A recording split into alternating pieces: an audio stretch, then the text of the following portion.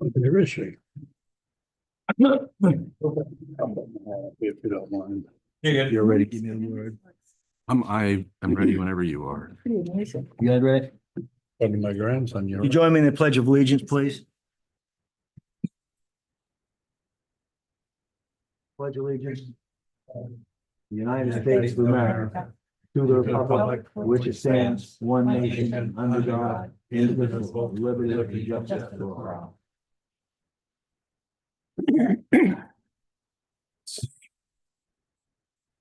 So we're going to open this meeting and we're going to start with a review of the past meeting minutes for May 6th, 2024.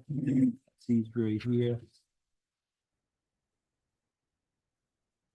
We had some absentees, Wilder Hunt, Neil Gentner, and Dan were all absent. I was here, Jenny was here, and Ann was here. You want to make a Yeah. motion? Sure, just for May So let's sixth. see. Huh? I move that we accept the minutes from May sixth as written. Want to second that? I Jen? second it. Okay, all those in favor? The next one. Can I is- vote? Vote me in Yes, we have to do that. for the night. Oh, you want to? Right, I make. We got to vote him in for the night. Well, you couldn't vote on that one anyway. I move that Dan Day be accepted as an alternate for Neil Gentner for tonight. Do I have a second? Second. All those in favor? There you go, Dan. This one you probably can work on. Let's see. Okay, the Monday, August 5th meeting. Yeah. I was absent. Everybody else was here. Somebody want to make a motion on that? Sure, I move that we accept the August fifth, 2024 meeting minutes as written. Do I have a second? I second it. Okay. All those in favor? All those opposed? Good. Okay. Want to sign that? No, I think, I'll print one out without the crap. All right. It's just that one. So I know. I know. on the agenda, we're going to start with two public hearings, starting with the land use ordinance amendments. In case anybody from the audience has anything they want to say. This is an ongoing project we've been working on now for what? It's been over a year. Land use ordinance, Been a while. It's been a- Actually, yeah. Shoreline zoning, yeah. the shoreline, that came up a couple months ago. Land use been on for a The while. land use, yeah, basically. And, since- and, and we want to say nothing really super substantial. For the land use ordinance? Land use ordinance. I think we had kind of noticed a public hearing 2 months ago, and then so since then, nothing really substantial has changed, except for the attorney identified some language about affordable housing, the conditions that need to be, that she would like to have in there. So I added those in, but we didn't change any uses or anything else.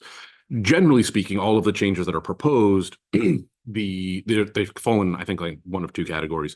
The first is the LD 2003, which is a state law that was passed and basically to encourage more housing development across the whole state. So it was to comply with that state, those state requirements, which generally speaking allow ADUs up to 4 units in certain areas. If you're on sewer or in a growth area, like the town can't say you're not allowed to build 4 units because it's too much.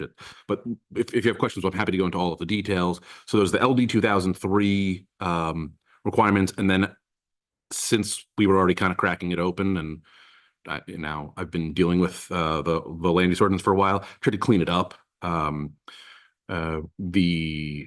just make it more clear. The land use table, there was some whole sentences in there that were lists of like a specific use was like a whole sentence rather than just like the name of a use. There were a whole bunch of uses that weren't defined, so I added definitions to the land use to land uses, and then I just tried to organize it. And I would say most of what it is to try to tee up land use amendments once we hopefully get the comprehensive plan passed.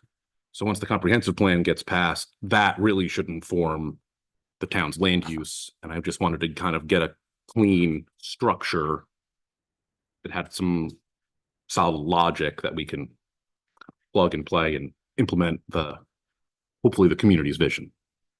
But yeah, we've been talking about, so I'm happy to go through it but I don't want to, we got quite a bit on the agenda, so I don't want to waste anybody's Anybody time. that has something to say about it probably knows something about it. Did anybody have anything to say about the present state of the land use ordinance amendment? Yep. I just have a quick question, Kathy, you know, start with, I don't know how you, like, feels like AA. As long as, Haven, can you guys hear? hear me? Yeah, okay. Okay, perfect, hi. When are we gonna be voting on the comprehensive plan? So there's a public hearing a week from yesterday at the planning board. This is another planning board meeting. So that's a public hearing that isn't to vote, it's just to provide comment and feedback from the public. The actual vote of the legislative body, which is all residents of Damariscotta, I believe is scheduled for December 10th, or is tentatively, assuming everything goes according to plan. The select board has to act and set the agenda, set the warrant and do all of that. But the current proposed schedule is, let me just pull it up so I can confirm. So we have the public hearing at the planning board on November 18th. The select board will probably take the consider putting it on scheduling a special town meeting. They'll probably have that conversation on Wednesday, the 20th of November. And assuming everything goes according to plan, they will likely set a warrant, have a special town meeting on December 10th, when the comprehensive plan then could be voted on by the town. And that's also, I will say, is generally the same schedule that the land use ordinance that we're talking about now, and the shoreline zoning amendments are also hopefully all going to line up and end up on special town meeting on December 10th. Okay. Anybody else have anything to say about that? No? Okay, we'll close that public hearing. Next one is a public hearing for shoreline zoning ordinance amendments. I have a question. Would that affect the ordinance on, commercial? Like right now, we have 25 feet away from the water and, hospital is 75, something like that. Would that affect this building? Is not going to, I don't believe, let me just look at the ordinance. It shouldn't affect setbacks. I believe all that is proposed to change for shoreland is just minimum lot size and Within the commercial district. yeah, this is just within the commercial district. It's really just it's changing what can happen within the commercial district, minimum lot size and density when you're on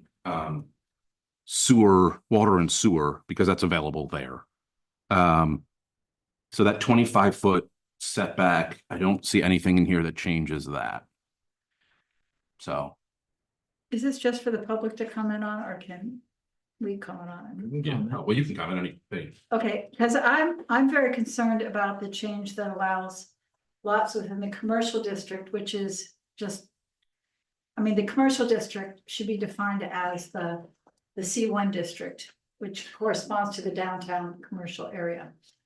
In the shoreline zoning ordinance, it should be consistent in its description. Right now, it just says commercial district. We have 2 commercial districts. Well, so under shoreland zoning, the shoreland zoning has its own map that sets its own districts. So I think generally I agree. I think it would make sense to have what is called the commercial district in under the shoreland zoning be consistent with what is the C1 district under the land use. They're 2 separate ordinances. They're 2 separate maps. So things don't always quite line up, but I think they generally do, not exactly, but the commercial district for, broad strokes, the commercial district in Shoreland is largely the C1 district under land use. It's the downtown that I think most people think of. We can always address that, but Yeah, I think we should make them consistent, but also the maximum density of 40 dwelling units per acre, I find crazy. so I'm not, yeah, I think that when my take on it is, I don't think you can't do 40 units in a single building in Damariscotta. But you could do 32. You can do up to 30 on a single, 32 units on a single foundation, I believe is how the land use ordinance is written. And so it's a little bit weird because you've got two ordinances, you have to meet both if you're in the shoreland. So currently and since we're working on both of these kind of in together, currently the land use ordinance doesn't set a maximum density in the downtown. It just has a minimum lot size of 10,000 square feet. So when we were talking about setting, working on the land use ordinance, I proposed a 40 units per acre density in the downtown, so basically set a cap where there wasn't one before. And so then I just took that and pulled it over to the shoreland because, to your point, I think we want these two ordinances to be consistent. So it's not like, because we had that one application where the land use ordinance would have let, I think it was like 11 units go into 40 Main Street, and the shoreline zoning basically limited them to 2. Right, I know, we were So- trying to address the situation of only allowing 2 units. Right. Within the shoreline zoning Yes. in the downtown area. And I realize that there's no 1 acre lots really downtown, are there? No, Maybe- man. No, Well, no, I no, don't no, think so. no. Right. Yeah, so you're never gonna get to the 40 units. That's- Yes, I mean, theoretically it's possible, but I think we probably I would love to find a more sophisticated way of dealing with density or scale, which I think is probably more, because if you're talking about 10 units on a quarter of an acre, it's like not that, I think most people, you could design a 10-unit building that's on a quarter acre, that's not going to terrify most people. I think when you talk about 40 units on an acre in a single building, that starts to become too large, but they're the same density. And so that's where I think that this, like, when you talk about 40 units an acre, 10 units per quarter acre, it gets a little, the numbers when they get to 40, you start to like get a little uncomfortable, which I But- understand. But the real So, estate that we're talking about is, gonna be flooded, does flood. does flood. Yes, and that is, I think is another issue that I think my personal opinion is that there's a lot of issues that I think Damariscotta needs to address through its various ordinances, and I'm trying to kind of follow the process of having conversations with the comprehensive plan committee, with the residents, and so that I think we need to have those conversations before we start fixing the land use ordinance. The comprehensive plan, I think, should come first, and then we should have conversations about land use ordinance. So I think there's a lot more that we need to be talking about than just the density in there. And these are, the way I'm looking at them, as kind of just like fixes, short term, kind of like we need to fix it so that things can happen. We do need housing. But I think there's bigger conversations we need to be having about the land use. So these changes are not meant to be final and lasting for, I mean, once they're in place, they could last for, forever, but I'm hoping that we're gonna revisit a lot of this and tweak. So. Yeah. Yes, That's, yes, ma'am. Why is this issue for changes in the shoreline zoning coming up? I mean, from what I understand, which is very little, it's proposing to go from a larger size to smaller parcels. does somebody have something in mind that they want to develop? Is that what's behind this? No, no. What is available for development in the shoreland? Well, kind of anything. I mean, it's hard to say because there's nothing that's owned by the town that the town is like, we want to encourage development here. So the only project that comes to mind as far as informing or influencing this was the 40 Main Street, which is right before the bridge across from where Schooner Landing is. And that application has already been withdrawn and they've gone in a different direction, so that it's not as though this is being changed so that something can happen there, specifically. It's just what I've found and the conversations that we've had have been people want to build housing, they want to develop in Damariscotta, and the community, from the conversations I've had, understands that there's a need for housing and wants to allow more housing. And so I'm trying to chip away at. Okay, I understand the desire, need for housing. But in terms of the shoreland issue, I mean, are there plots that somebody is looking at to develop into housing? And is that why we're looking at making smaller parcels a possibility? Not specific, not to my knowledge, not that anybody's talked to me about So that I why are can we doing think this? of.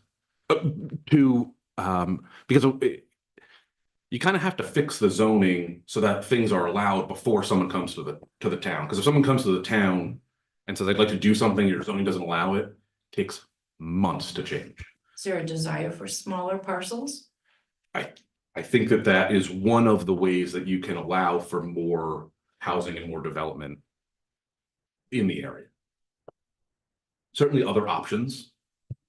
But what I will say is, again, this is kind of my thinking on it. I think I've shared this with the planning board, is there's been a long-term trend in planning of places that people really like downtown Damariscotta, has basically, the zoning wouldn't allow you to rebuild that today. Because there's a lot of parcels down there that are less than 10,000 or there's at least some. The traditional like New England building development pattern, it's kind of been zoned out in favor of the things that are more up by like Biskie Road and Main Street, around the Hannafords and the McDonald's and all of that. Much larger lots. And so this is, in my view, is kind of trying to make it legal to build the stuff that people do like. And we're not necessarily outlawing the bigger stuff out of the downtown, but Biscayne Road isn't exactly shoreline zoning. no, that's a fair point.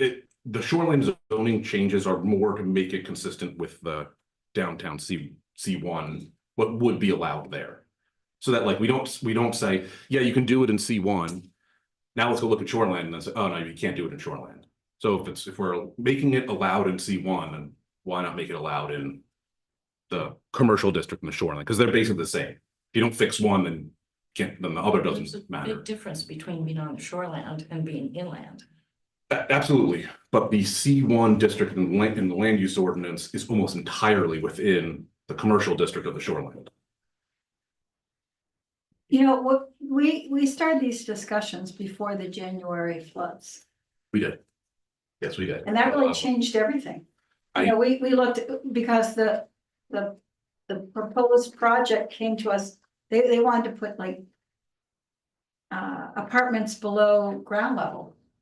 Yes, which the flood hazard ordinance still would not allow, does not allow.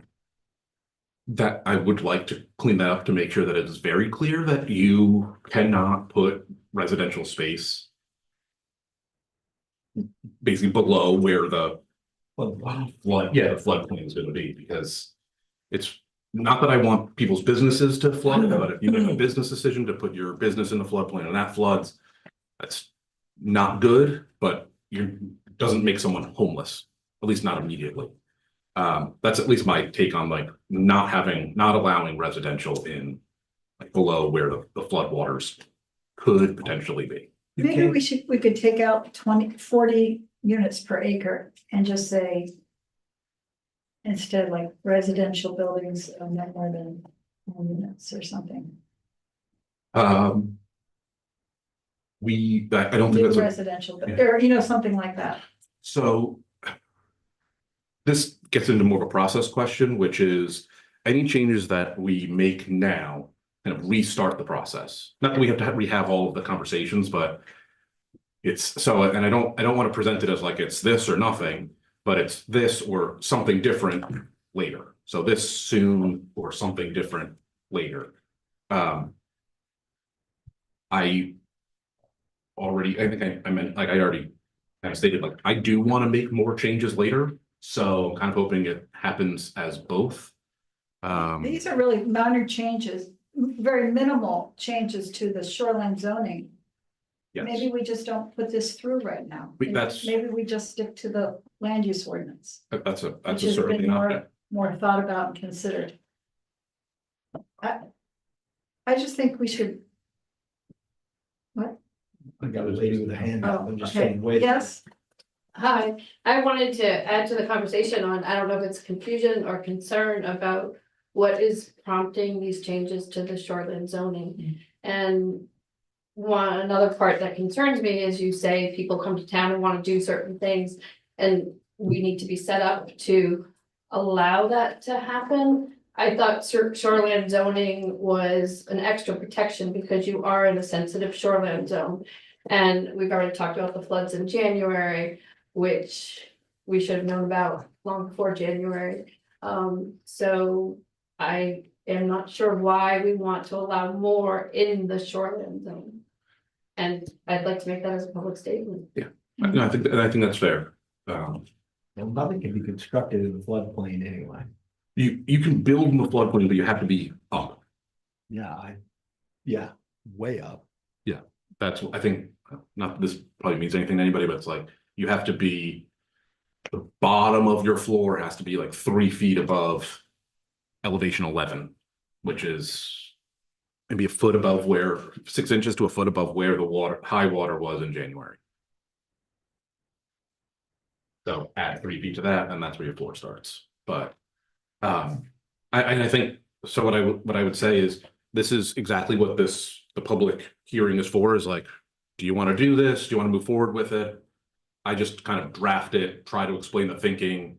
And if people don't want it, I'm not gonna tell you have to do it.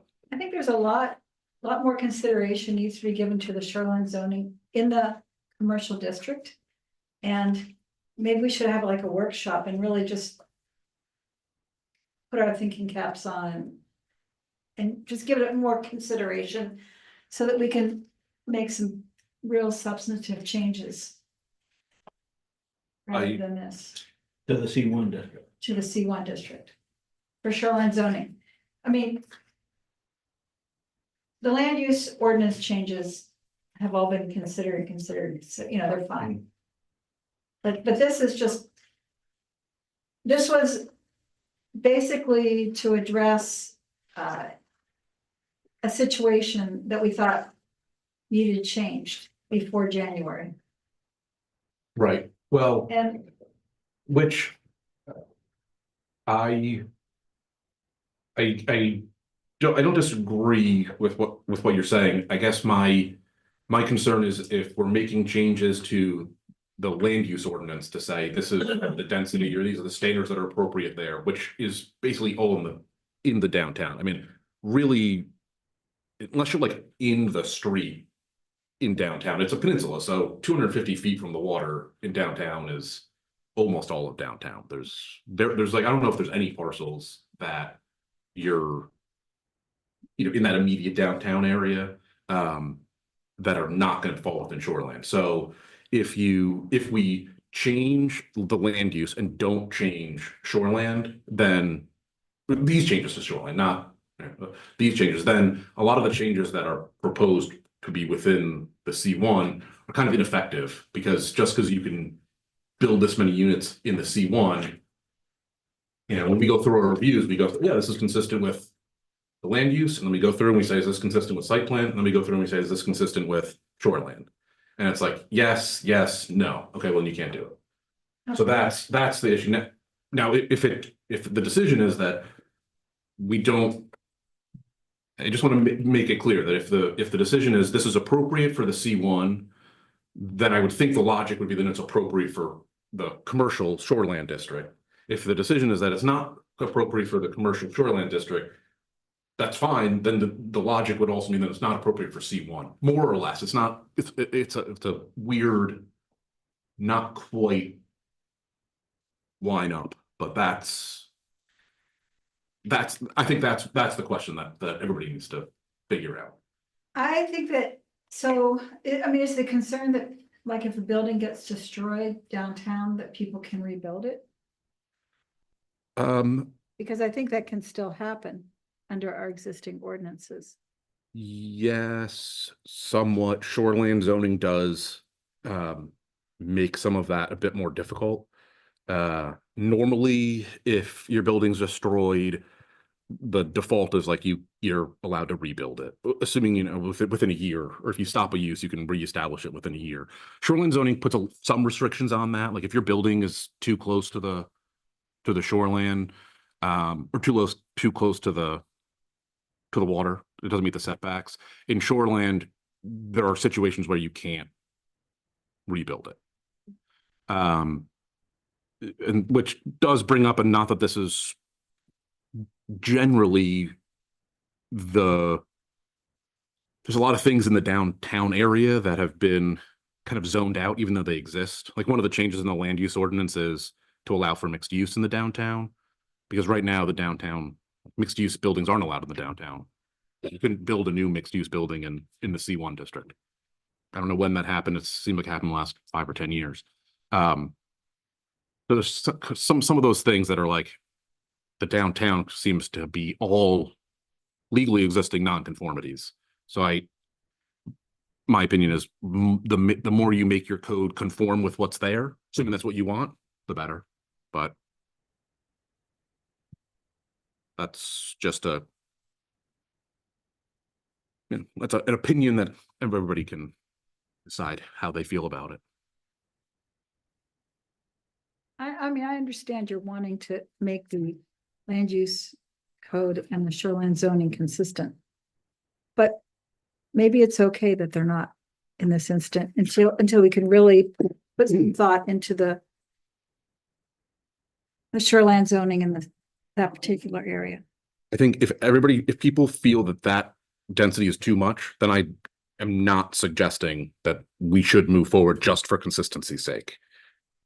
I think if the sentiment is that 40 units an acre is too much in the C1, especially in the shoreline, then we can table that and come back to it. And that's how this works. So how do you get consensus on that? What the rest of you guys think? My particular feeling is there's been plenty of discussion on the land use, ordinance, and you found an inconsistency. And I would prefer that the land use ordinance, be able to be implemented. So the shoreline zoning should be, in such a state that it can happen. And I think that was the conversation that we had, but Is there any reason that can't be changed down the road? you mean like if we no, I mean whether we change things now or change things later or change things now and change things later, it's always that option. What do you think? Any comments? Yeah. Well, I just don't think it's going to affect anything really because of the way our town is. I don't think it's going to affect much either. Yeah, just, I'm just, I'm not 100% sure what's in the shoreline zoning C1 district, or commercial district. Mhm. I mean, I'm just thinking about all that, the property up on Water Street. I mean, there are some parcels. I think the commercial district, Water Street doesn't involve that. I think there's a couple that are, I mean, the Oyster Head Pizza certainly is. I think there's a couple that are further south. Grace's house. Gwen Purcell's house, and I think it stops right there. I know that's where C1 stops. I can, We'll see I one can, stops. let me see. if I So can- it can't travel into Water Street anyway. Okay. I mean, I have the map for the land use ordinance, but not for shoreline zoning ordinance.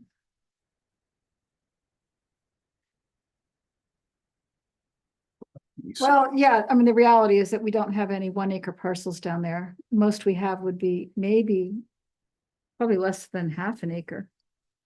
I think. Yeah. So it'd be a 20 unit. It doesn't mean that people couldn't take separate parcels and combine them. I mean, it's pretty well Pretty developed. limited, there's not Yeah. much land. There's not much, but I don't want to say like, oh, well, don't worry about it because it could never happen. I just think that whenever there's a possibility that something might happen, it happens.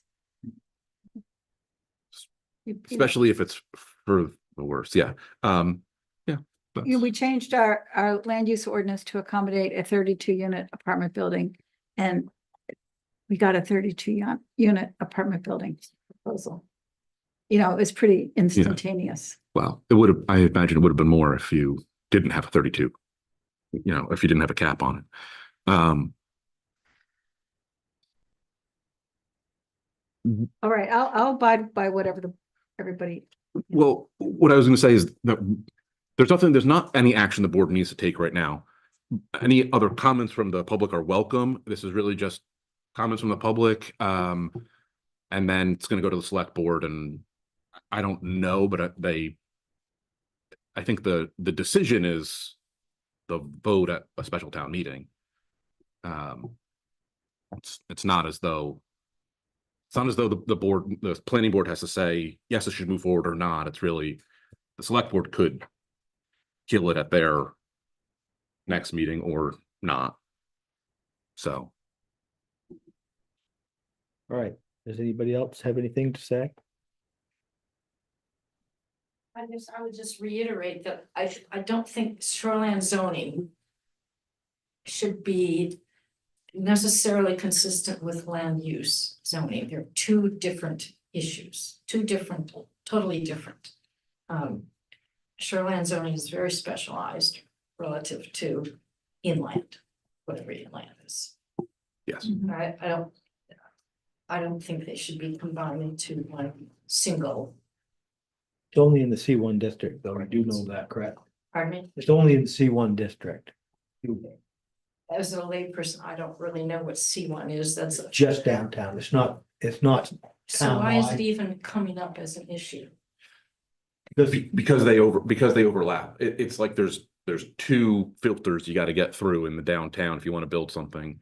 It's the land use, and then you have to be consistent with that. All of those rules and regulations apply always. And then you have to go through the second filter, which is you also are, if you're within 250 feet of the water, which a lot of the downtown is, you have to also comply with everything that's in the shoreland zone. You meet all of those standards and regulations as well. So it's like you've got this double filter thing.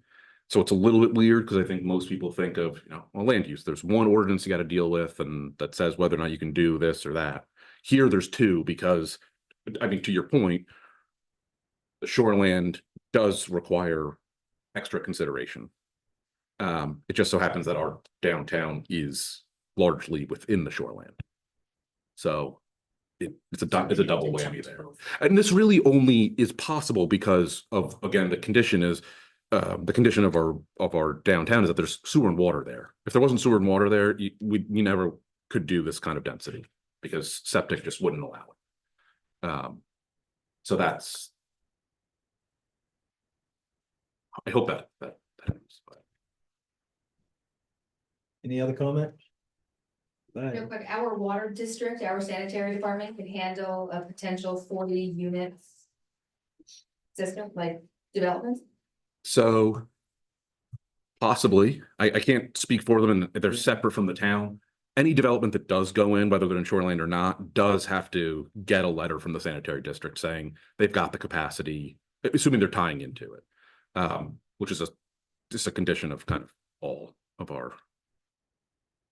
So they would be able to answer that, and they would have to answer that if the development came forward.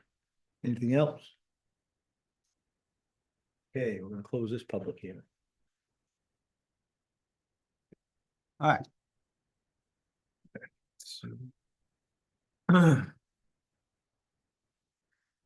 Next old business. I'm gonna start with the 92 Woods Lane Thomas subdivision amendment application.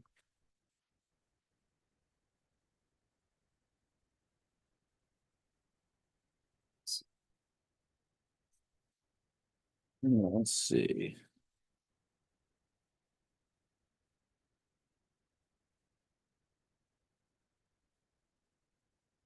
This, for the board, I imagine you all remember, this was at the last planning board meeting. I think there was only really one issue that There was came the up. two building. It was, yeah, basically the density of the lot within the shoreline zoning. And I think from what I recall, and I'll let you.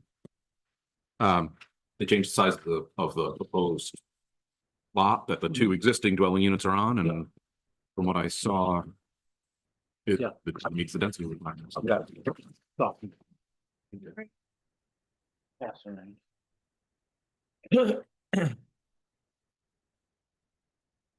No, way around it.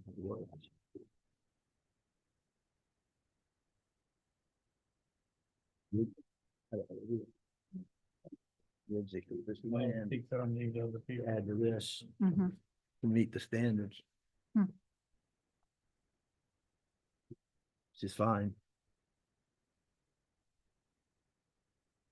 So, yeah, I didn't have any, it seemed fairly straightforward before.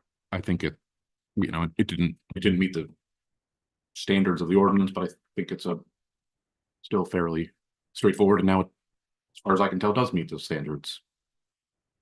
So there's nothing about spaghetti lots or anything in our ordinance.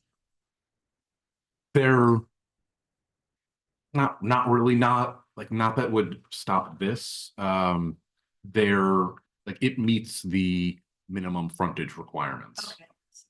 Yeah.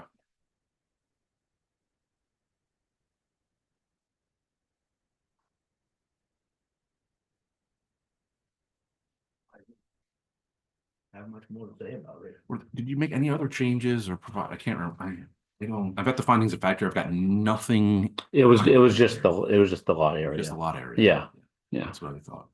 So I don't know if the board has anything else that they. Well, it appears to me that changes are consistent with our ordinance. So at that level, I think this should be approved. And the access road is, Woods Lane. is Woods Lane. Yeah. So is that owned in common by everybody or? I believe it's a private road. It's a private road. I'm not sure if there's a road association, but they're in the covenants and restrictions of the subdivision. It does address maintenance and upkeep for the road. So whether it's called a road association or not, it essentially is a road association. Yeah, I see that. Okay. And this is an existing subdivision, and so that all of that's not changing. It is just splitting what is in the subdivision called Lot 3, which I think I assume on this one, but I know on the plan that's recorded with the county, it specifically says, I think it says that no other lot can be divided except for this one. Yeah. So. Yeah, the original subdivision went through a few different iterations, and the two lots to the north of this used to be a part of Lot 3 as well, and they've been divided into Lot 3A and 3B in the past. Any other questions? Anybody want to make a motion on this? Yeah, I'll move that we accept the amendment to the whatever the technical name of this is. Pine Cove Estate subdivision. 92 Woods Lane, Thomas subdivision amendment application. Thank you. Well, second. And seconds. All those in favor? All those opposed? You want to sign these? That would be great. These are. Go to Mylar. I don't have my phone. Mylar? I don't know, we always had them, but I don't. Yeah, I think that they are, I don't know if they need a Mylar now. No. I don't, the county doesn't require, I don't. No, they haven't required it for a few years now. Shows what a dinosaur I am, doesn't it? Some of the residents still require them on.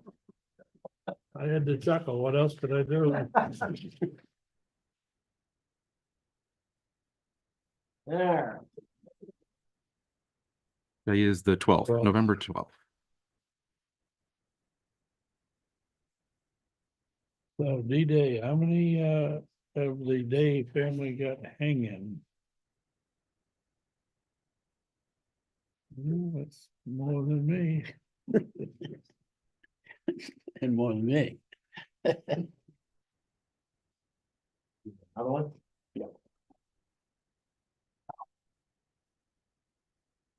So we all have to Are sign. we gonna go sign? Yes, yes, yes. Speak to Matt Day, he can have 4 a night. I can imagine that. He's probably cleaning them up everywhere. Oh, yes. It's rare that he has to put one out of its misery, but it's not uncommon. Not sure how many. He gave one to Chad. We just need, Town the other night. we really only need one. Okay. You can leave us with two, because I feel like usually we require three, but I think it's one for the applicant to record with the county, and then one for us, but if you've got an extra that you can leave, yeah, then yeah, just leave us with two and that'll be, if that's all right. Yeah, great. Had something up his redness in him.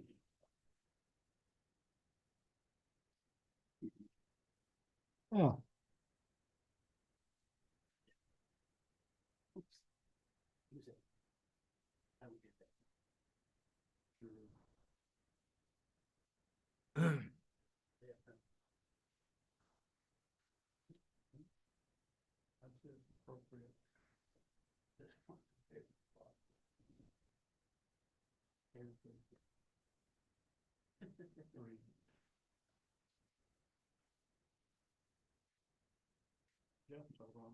This is their second extension?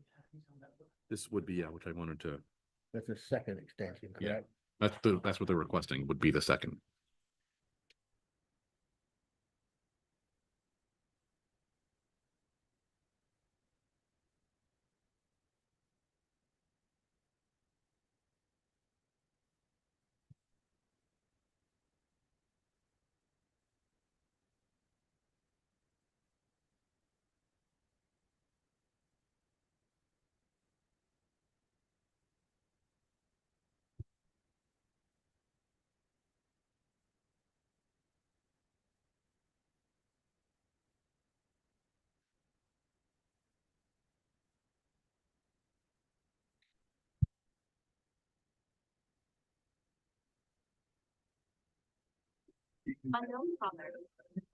Still recording.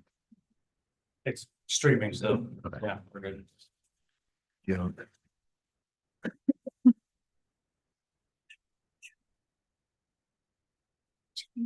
We don't have a comprehensive plan meeting scheduled anytime, do we?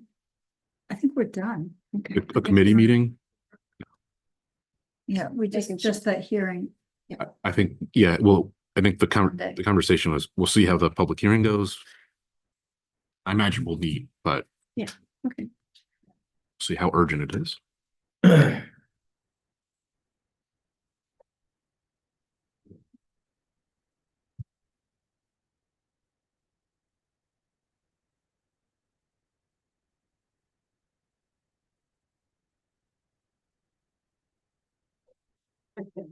What's that? This thing's.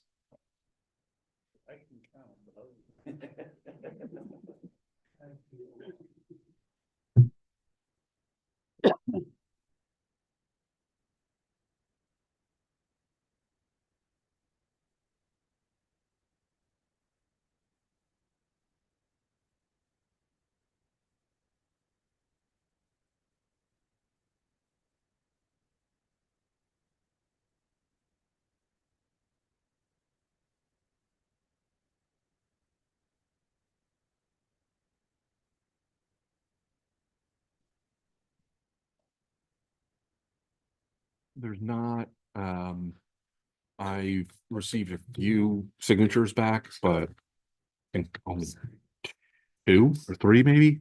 So I think I sent an email out the other day saying that, Get all the. yeah. No, but I am supposed to go, I think I'm gonna try, hopefully this Friday, I'm gonna go out there with him. I was supposed to go last Friday and it didn't happen, but Thank you.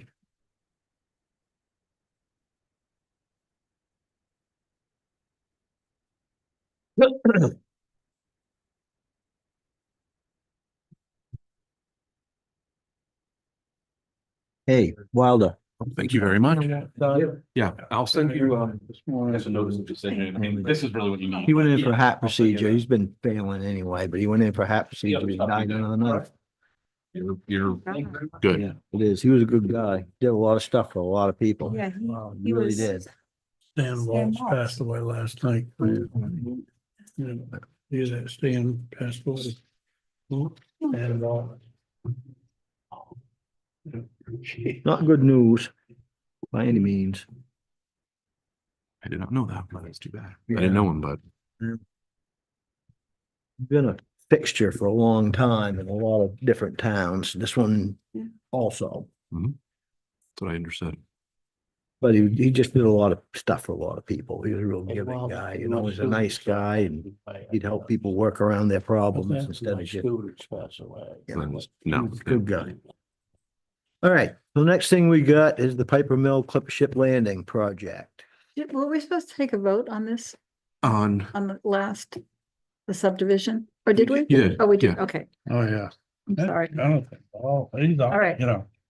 So Piper Mill Clipper Ship Landing, it states we're still gonna start with a site plan review, but I think what we're gonna do is we're gonna open up a public hearing, and see if anybody's got anything to say about Clipper Ship. If there's any questions you have, the representatives from Clipper Ship are here possibly to answer those. Yeah, you can go. What? Was this for the nursing home or is this something different? It's for Clipper Ship, yeah. Okay, and I thought that that was abandoned. Update me. I'm a nurse at the There's hospital. been a changed plan sent in. Okay. I've not seen Considerably that plan. smaller. I just tried Googling it and I see nothing online about it, so. Yeah, it's considerably smaller. Okay, how many beds? Pardon me?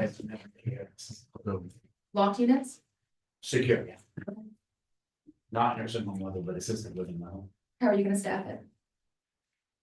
We're amending the existing proposal for 102-bed nursing home, which we decided not to do, and we're making it much smaller as an assisted living facility, 75. And how are you gonna staff 7 beds? To workforce is a little bit easier with assisted living, because the requirements are less, because the level of care is less, so it's not as nurse intensive, it's not as CNA intensive. So we're able to create and train caregivers a lot easier than we can with a 100-hour CNA course or obviously nurses. Because it's a lower level of care. Anybody else got any questions? Ma'am? Hi, in regards to the plan and where is the updated plan? there is a plan here. I mean, we've got hard copies if you would like to see it. I've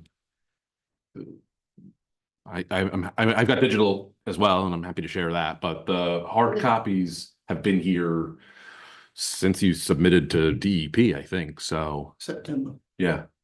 So those are here, but But so nothing digital on the web? I probably not right now, unless you all have put it there, but no, I can share it, but I don't think it's on the town's website right now. Another question I had, at the last proposal, there were some questions about the intersection at High Street, School Street, Piper Mill, that 4 corners. And some concerns expressed about the traffic, increase in traffic. There are already issues with traffic at that 4-way stop. And one of the suggestions from the traffic study was that the best way to deal with that traffic would be a stop sign. And has that been addressed? How do we make that happen? That there be a stop sign at the top of High Street? At, Well, there's already a stop sign. On You're High talking Street, about four-way stop and. so at School Street, it'd be School Street and High, is that what you're talking about? So at School Street, there, yeah. And High Street, Right. School, High, and Piper yeah, kind of But make there a would four-way. be- That, you would have to stop on High Street, right, Yeah, at that intersection. which, right, it would, there's already two, but I imagine you're You have to converting it from a stop 2 to a 4. To High Street, but High Street does not need to stop at that intersection. I think you have to stop to turn off of High Street onto School Street. School Street, excuse me, But yeah, you don't have to stop stop on School. when you're on, to go on to Piper Mill, to go off of School Street. is that a DOT road then? It School is. Street? Yeah. I mean, do they I think have it's- to make the decision on State that? aid, I think it's state aid, state aid. which essentially means it's a local road. So the town makes that decision, right? Well, yes, I think, and this is I put a note in here under, it's on page 10. The standard in the, well, we're gonna discuss that before we hop off of the public comment, public hearing, but I have some, I flagged that for a discussion with the board. So will there be opportunity for a public discussion after the board discusses a question that was just brought up in the public hearing? Yeah, I mean, I don't see why not. That's up We to can you. discuss it right now. Okay. Let's see if we can answer a question. So the land use ordinance on page 10 of these findings of fact, under access, under access into the site, one of the standards is where it's necessary to safeguard against hazards to traffic and pedestrians and/or to avoid traffic congestion, the applicant shall be responsible for providing turning lanes and traffic controls within public streets.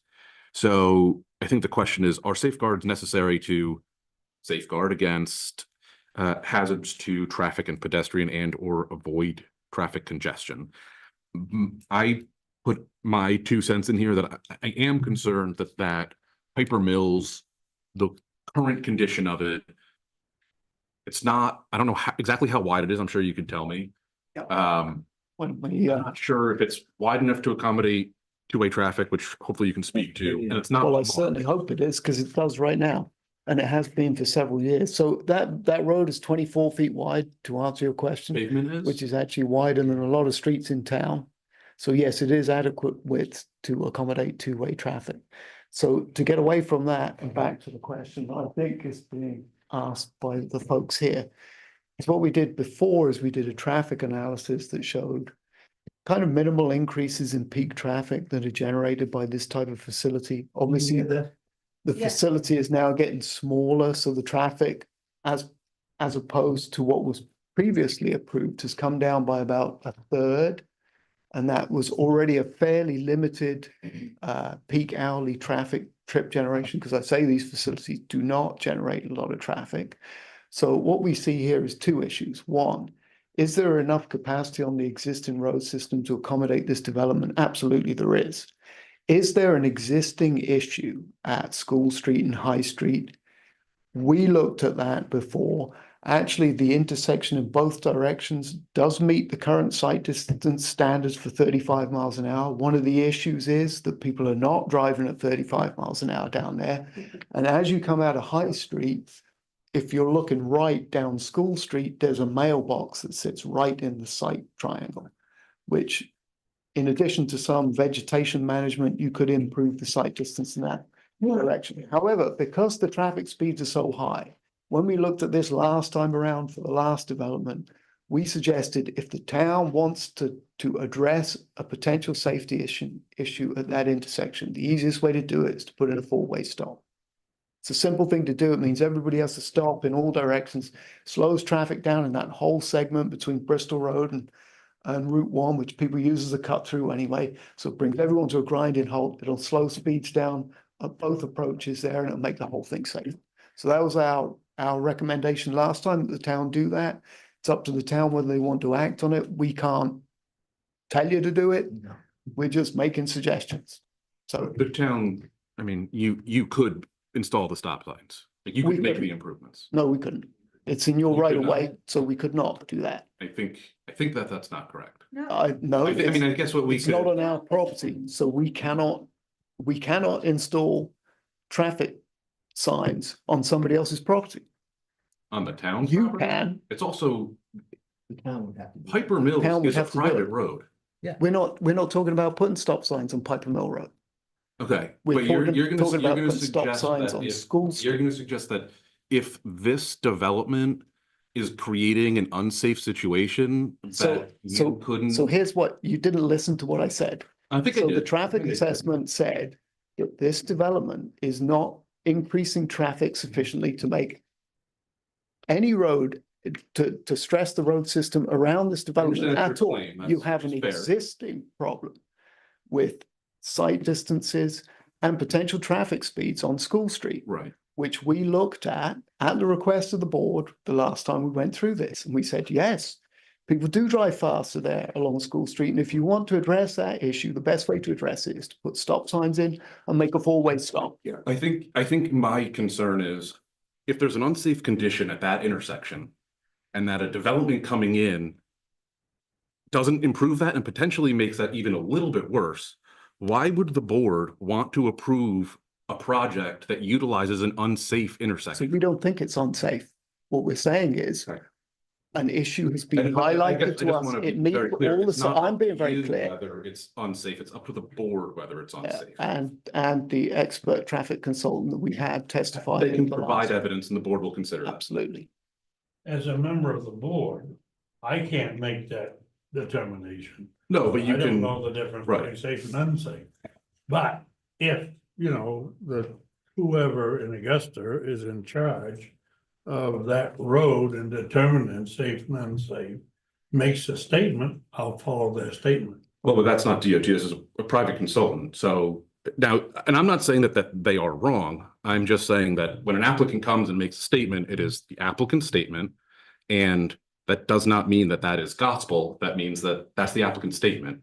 We, and the ordinance allows for this, the town has every right to hire our own consultant to review their claims and say, is what they're saying accurate? And is there anything else that needs to be considered and basically provide a third party opinion? So I'm not saying that that needs to happen. I am just saying that that is not unusual. And if there are concerns about safety at an intersection in town because of a proposed development, I think that it's reasonable to at least discuss how best to address that. What happens? The project goes through. And that intersection becomes a problem. Goes where? So I think that this is a question about the review process, and we can go through some of the standards in here, essentially say that the applicant is they need to prove that they are not making, that this application, this project is not going to create an issue. Once it's built, that's kind of out of the bag. I imagine we could go to the developer and say, there's a problem here. Can you address it? They don't seem like terrible people, but it's hard. At that point, it's, working together. Another one that's not too old, that won't work. Right. So but you can't make them, right? You can ask nicely. But at that point, it's kind of like the town's issue. The town gets to deal with it. So this is why it's important to review this stuff now and make sure if we think it's going to be an issue, we need to consider it. That's all I'm saying. Okay, well, let's back up a little bit. You're absolutely right when you talk about speed on that road. I live like a driveway or two down from it, and I've been there 50 years. It's like a racetrack sometimes. It really is. And when you're coming out just exactly where you're talking, it's not only a mailbox. There's a birch tree there that's huge. You've seen it, and a bunch of shrubs. I mean, if you had a good neighbor policy, if you trimmed that out, the triangular right there, you could see another 200 or 300 feet down that road. Right now, you can't. Yeah, and from what we saw, I think some of that stuff, I think a lot of the problem is actually within the right of way, so you would be able to trim that. I mean, the town could come in and trim it. I don't They even could- know the neighbor. if they were nice, they would talk to them, and I think it's the guy across the road, I think it's either 114 or 116, so it's the house immediately across the road. But his mailbox is sitting in that sight line, and he's got one of those big, so you can put the parcels, and it's quite an obstruction there. So if you could talk to him and move that a little bit, because I think the biggest issue is not coming out of Piper Mill Road. You got plain sight lines 500 feet in either direction. there It's for coming years. out of High Street. It's which the is other the problem. direction. And I have to sneak, and I hate to dart out at my age, like a lot of people hate to do. But, everybody uses the hospital, they go that way. Everybody that works uptown's down on the peninsula and vice versa. I swear it, because that's just what it is. Yeah. Not counting the summer traffic. Yeah. I just hate one accident's bad enough. I mean, but it's tight, that one look down that road.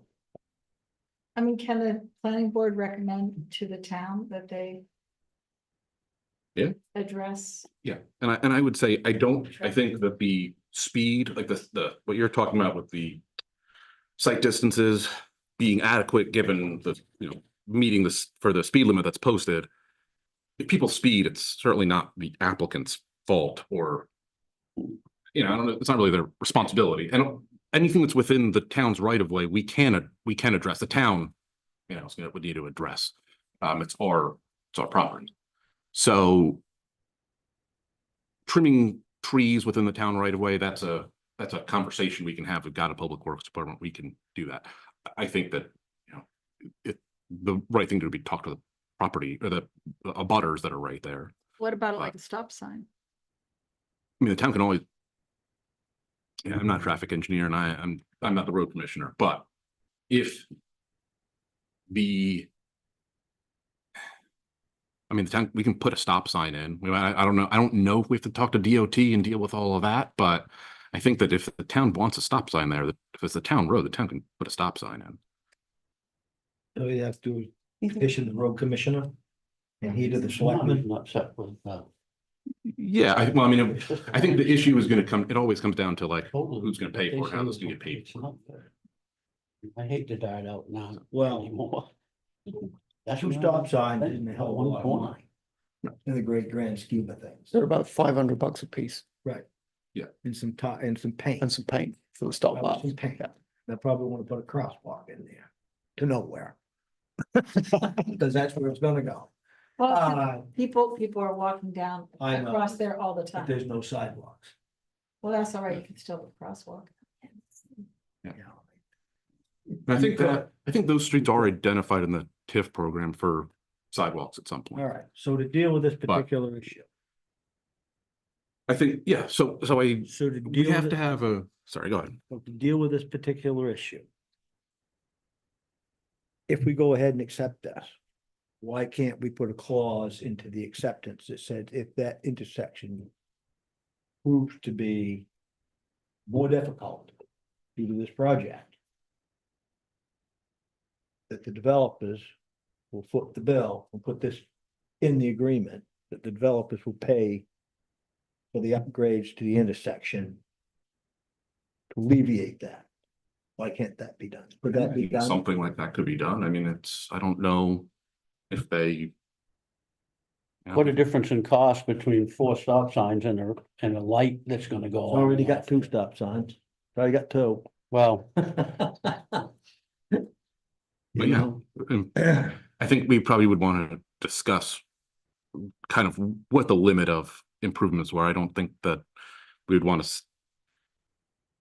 Well, you can't put an open checkbook out there. No, and I think that's what I would want to make sure that it's not I would do. up to I would- certain Here's what I'd like. improvements. Is the road commissioner actually in charge of this? Yeah, I mean, that's who the person would go to. And when you deal with this, when we get to dealing with this, maybe we should have him here. First, we can ask Andy to come. Yeah. I'd get him in here and say, look, this is the issue, this is what's going on. Well, What do you think? and DOT's made a decision not to put a stoplight. Oh, yeah, DOT backed out. They backed out because enough time expired, not enough people were dying at the intersection. Oh, I know it's all on So accidents, they- and no, don't get me wrong, I know what goes around, yeah. Okay, How many accidents are actually, I know they have accidents. there both has to be ends.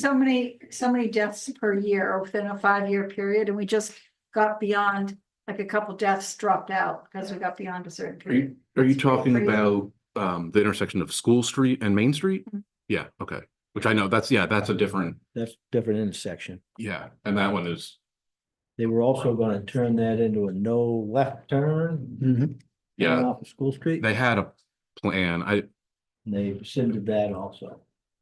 Which you think things tough, you couldn't turn left there.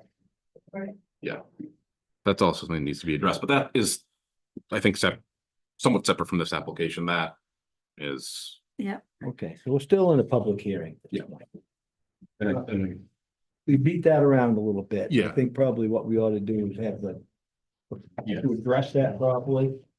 We should have those in charge of that particular function, you know, for the ending. yes, and there's some other standards in here that we can discuss. And honestly, there's probably a four-way stop system right there would be a good thing anyway, just because of the speeds on the road. Mhm. Yeah, I don't doubt that. So anyway. But we can, yeah. we'll come back to that. I have 3 additional points, if What? I may. Yeah, I have 3 additional questions, if I may. Yeah. Go ahead. Will there be pervious parking spaces required of this development? Be what? Pervious parking spaces, impervious surfaces, and the amount of impervious surfaces being created by this development were expressed as a concern. And there was never any requirement for pervious parking spaces. Is that being considered in the new plan? No. Yeah, the ordinance, I don't think it mentions pervious parking anywhere. It does have limits on impervious coverage on a lot, but I believe, I was just looking at this earlier, the lot is going to be about 27% impervious. So there's still quite a bit of pervious area on the lot, but the ordinance currently does not require pervious parking, so it's not something I think we can just add as a requirement. Even with all our concerns about flooding in recent years, and the planning board has some discretion on suggestions for what is current technology. I would ask the board to consider that requirement. I think You have to rewrite the ordinance and do that. Well, I think if flooding generally is a concern, I think that is something that we can discuss and it is in the ordinance. But specifically the solution of pervious parking spaces is not, but there are kind of, I guess, general other, there's other options that could be considered if it's necessary or finds that that the proposal's not meeting the standards of the ordinance already.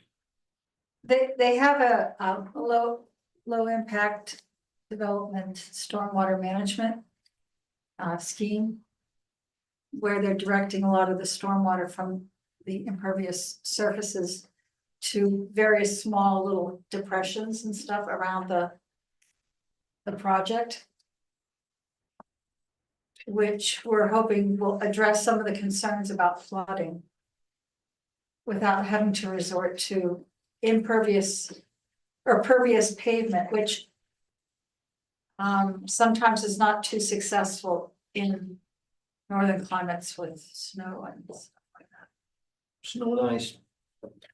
I think the concern that you raise is totally reasonable and valid and is addressed in the ordinance.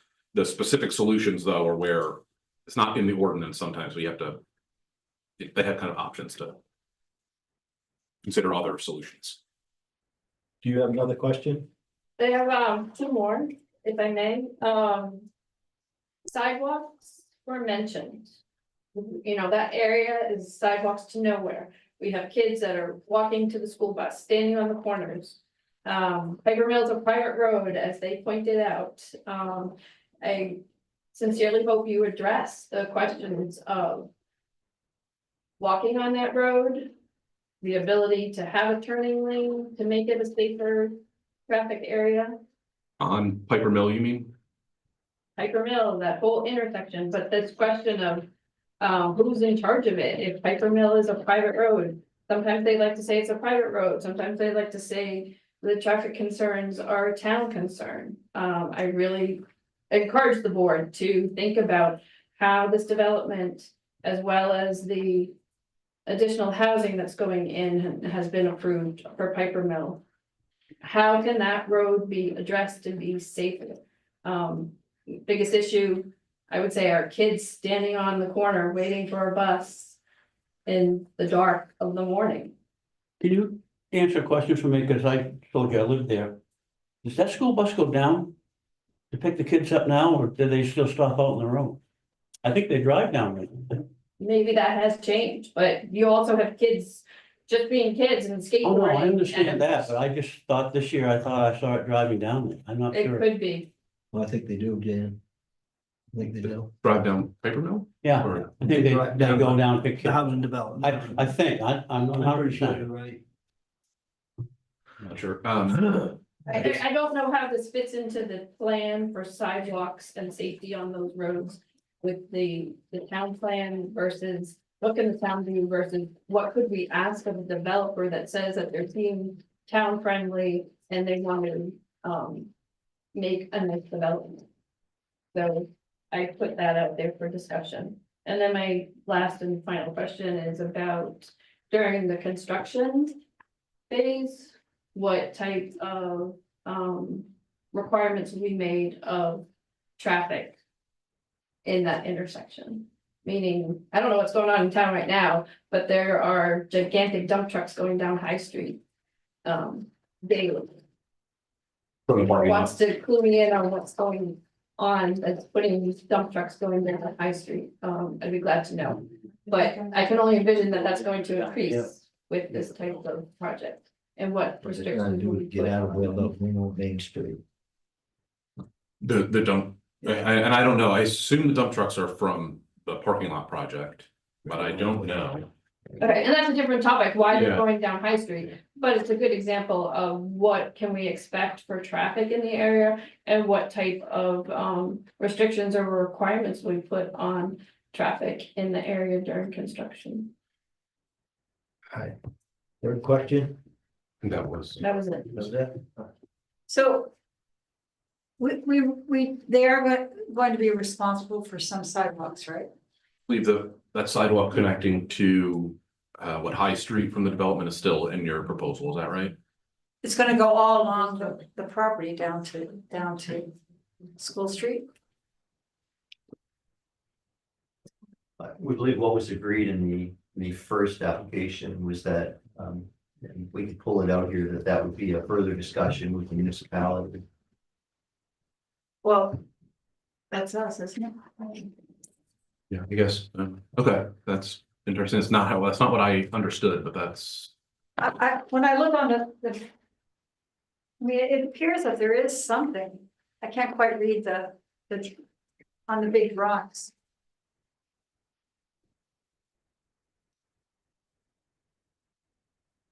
That. Yeah. Yeah, I think that As part of the finding of fact in the original. there is a original sidewalk. There was finding of Yeah, I fact mean, that we Just go all the way down to School Street. Right, that's on 101D, What? plan sheet 101D. Yeah, my arm's not big enough. A little one like this. Oh. We can do it. Well, but I guess what I'm understanding is that, I guess, currently a sidewalk to High Street is not being proposed. Is that right? What? I thought we had talked about that. Yeah, and we may have, I guess, that's why I'm just trying to, well, I think the black and white of it is, it's not currently in the proposal. Is what's not proposed. Piper Mill Road sidewalk extension inside. So here's a. I'm, I guess I'm a little concerned if it shows it, great, but I just want to make sure that if So it doesn't seem like that's. They could the confirm it. discussion if it's on the plan. right. But I guess what I'm wondering is like, is that what they're proposing is a This-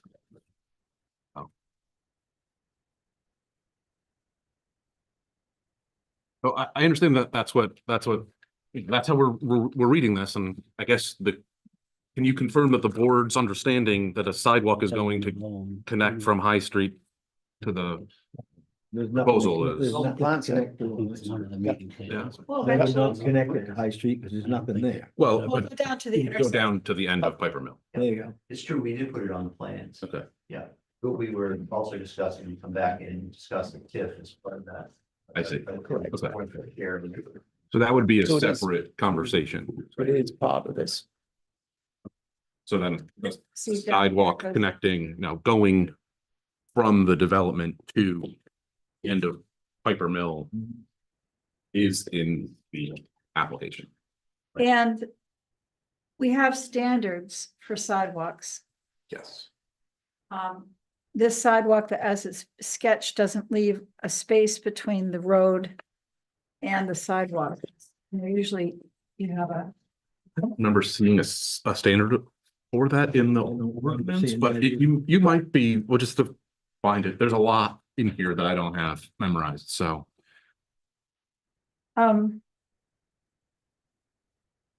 So could you clarify what's up for discussion then?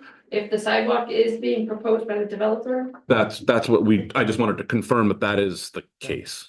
but they're saying there was something that was going to be discussed. I think that what they've expressed is they would like to have a conversation with the town at some point, because this is in the recently expanded TIF district. I'm guessing that they are interested in allowing, accessing TIF. having TIF TIF money, funds to but pay no. for that. That's a separate conversation. And I don't Yeah, mean not that here. like, We're not gonna talk what they're about that. proposing includes the sidewalk. So I guess what the conversation, if the planning board's going to approve a project as it is presented, it includes the sidewalk, and it does not include the town paying for it. That's a separate conversation that at some point that could happen. But that's not kind of relevant here. Like, I guess it's the default is if this is what gets approved, if they build something, this is what will get built. If nothing changed, like they can't not build what they said they're going to build. They're gonna build something. They can't change it without approval. Right, so the planning board it's not really a condition, but the planning board says, yeah, here, you can approve this project, or we can approve this project. And the project includes, all of these little details. That's what's approved to be built. If the town wants to say, yeah, sure, we'll pay for one of the things the planning board requires you to have, that's a whole separate conversation. Who ends up paying for it later, but it doesn't mean that you get to not do it. Right? We shouldn't even be talking about that, because this project was first proposed. There was no mention of TIF. Under our ordinances, commercial projects have to build sidewalks On public ways. on public ways. Well, Yeah, and we can go look at exactly what the standards are, but that's kind of my point, is like whether or not some TIF issues come into this is not really relevant. I guess what I would say is like the planning board shouldn't approve a project assuming that TIF things are going to happen later. Yeah. You would approve it like, yes, does it meet the standards now? Yeah, okay, well then we can.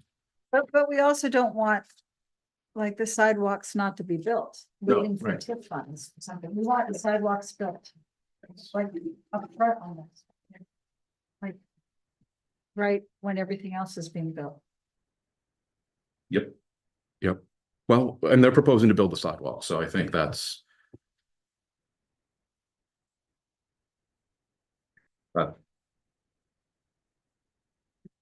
Okay, Uh, we're probably gonna end up talking about this again anyway. So. And I'm sorry to interrupt, but the question of restrictions on construction vehicles during construction, we can discuss that, I think, is your. so that will be. So that's Yeah. something that could be put in as a. In the approval, you know, we can say I think it's already in. usually Where's I, some language in this? that. in the that- ordinance or in that- the, That maybe, you know, heavy vehicles not go up and down High Street, you know, that they use the other routes. I mean, I live on a street that's been destroyed by heavy vehicles too, you know, so. Well, it's also a safety issue. I Yeah. mean, going Pool Street, High Street, Piper Mill, whatever, there's gonna be issues. I've seen multiple accidents at that intersection. that's, All right, but that's during construction is what you're talking about.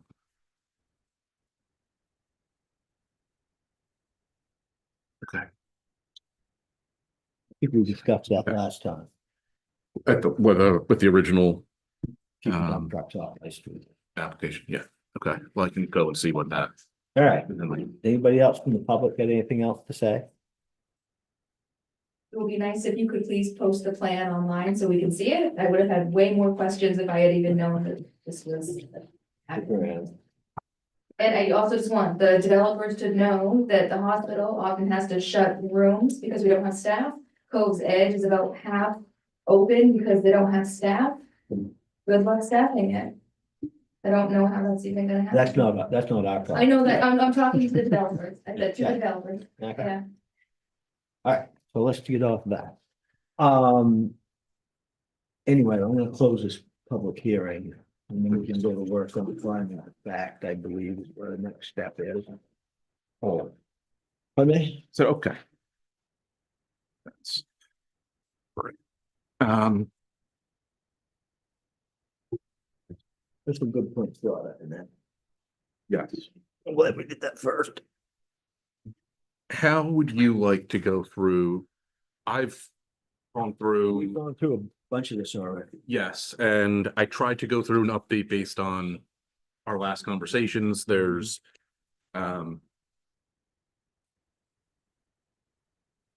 okay, you want me just to go through the things I see are issues? At some point we'll have to come back and there's some like certain things that the board's gonna have to Well, if there's normatively anything, find, if you but. guys- If you guys go through here, if there's anything you can see that you want to talk about, make a check mark on it, do something like that, we can revert back to it. How far did we get through this the other day? We got through this away. Yeah, we went through quite a bit. There still are, still some outstanding things. you know- Most of them you have color coded. Yes, I tried to highlight, yeah, anything that's not color coded is, as far as I've seen in our through this, conversation, so- it's. Yeah. So the first thing that I see that's an issue is the lighting and the parking. There are, I guess the standard is that in parking lots, the maximum for is 1 foot candle throughout. But there are some areas that go up to, I think the highest I saw was 4.3 foot candles. See, 1 foot. That's a very strange thing, I have to say, 1 foot candle, It's particularly You can't- low. Yeah, not fine. Lights system anywhere. Yeah. honestly, But so, that needs to be changed in our ordinance. too. Sure, I will tell you, sure. 1 foot candle is so dim that you can't see. and I think, It's like walking up this walkway right now with no lights. That's Yeah. 1 foot candle. yeah, no, it's dark. Parking lot, to be honest with you. Yeah, The general standard is if you look through the national standards, 1/2 foot candles, the absolute bare minimum. And the uniformity is usually 15:1, which means you go from 0.5 to 7.5. And that's an adequately lit parking lot. 1 foot candle is not an adequately lit parking. So I think that's, 1.75 is, No. Anything between 0.5 and 7.5. So the uniformity is 15:1. And the usually quoted standard for minimum lighting in a parking lot is half a foot candle. well, I don't necessarily disagree with anything that you were saying, but the standard in the ordinance is 1 foot candle and maximum of 1 foot candle. And what's being proposed is 4 point, max tops out at 4.3. If you like a waiver, I think that's not crazy. But we can't just ignore the standard. Right.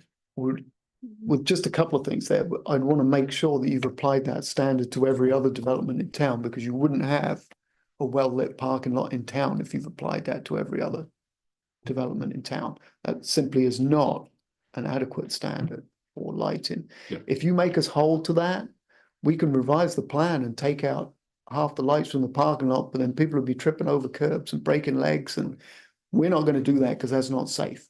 And So- I think that's the fortunately, this is something that a waiver could be requested for, and the board could consider that. I think is Then we- I'm more concerned with the process at this point, because I think what you're saying about the level is not, is Not not appropriate. unreasonable. So, but that's all of that for the board to consider. I just need to raise that, because to approve a Well, project see, that, I'm not sure that this requires a waiver, because the ordinance is wrong.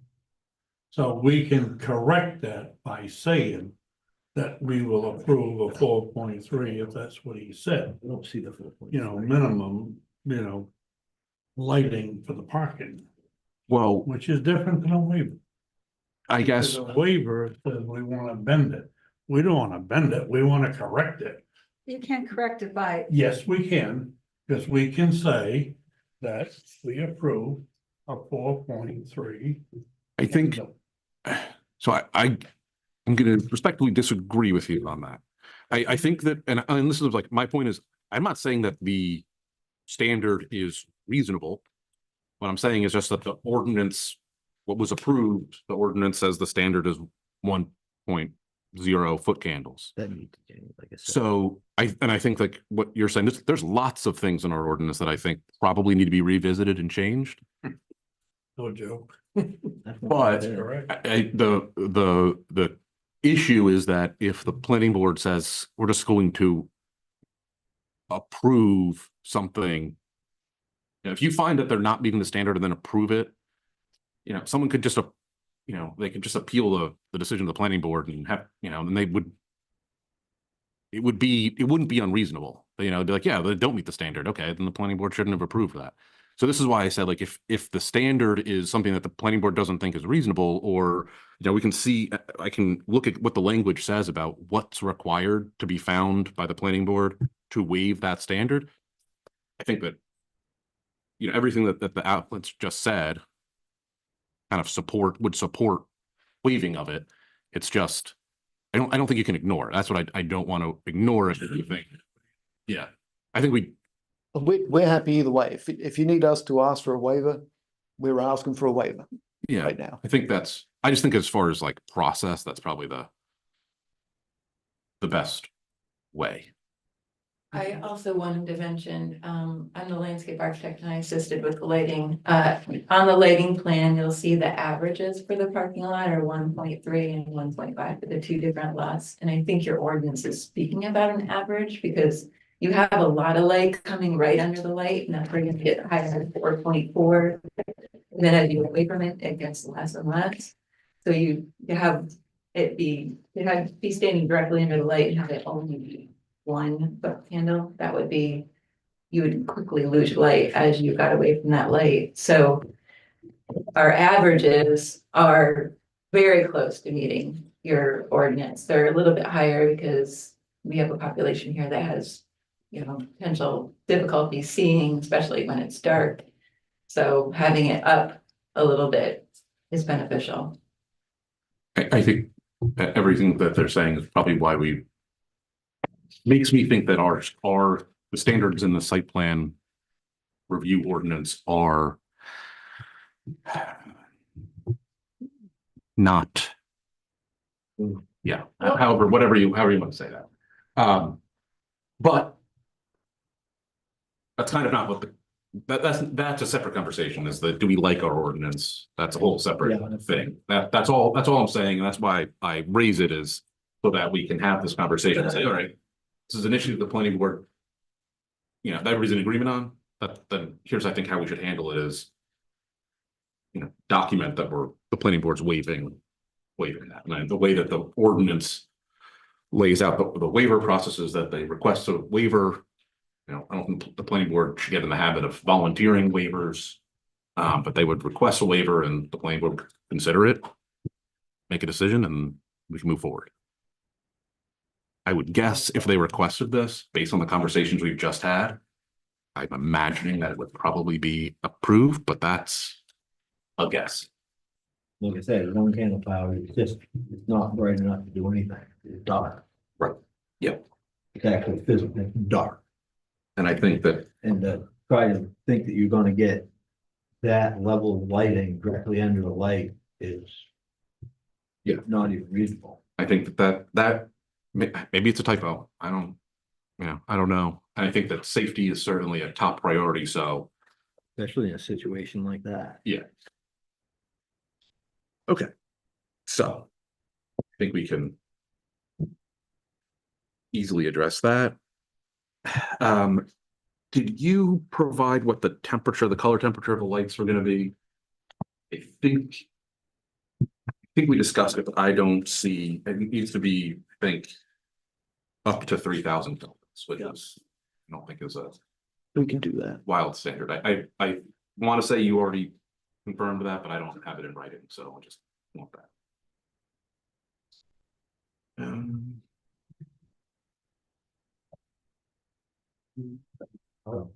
Yeah, there's a standard that basically says, what is it? All exterior light shall be, it's basically a warm white, so that there's not that like weird TV blue.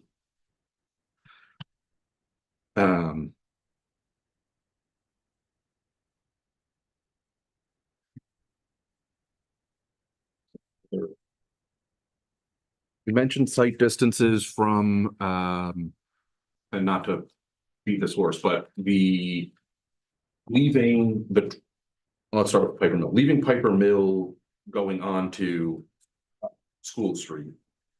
Was the site distance, the requirement that I see is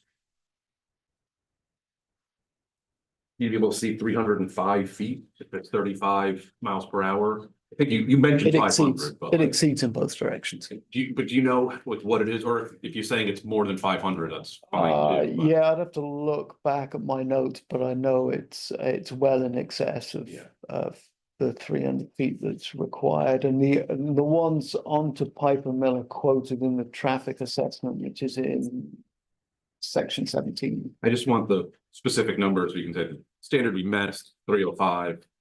The condition is going to be 402 or 450 plus, whatever, and then we can say yes. Then So, are you looking for something in addition to what was in the traffic assessment? No, if you're saying both of those numbers in the traffic assessment, I just will. I can't find it. I've been asked. Looking left, looking right, secondary entrance, looking left and looking right.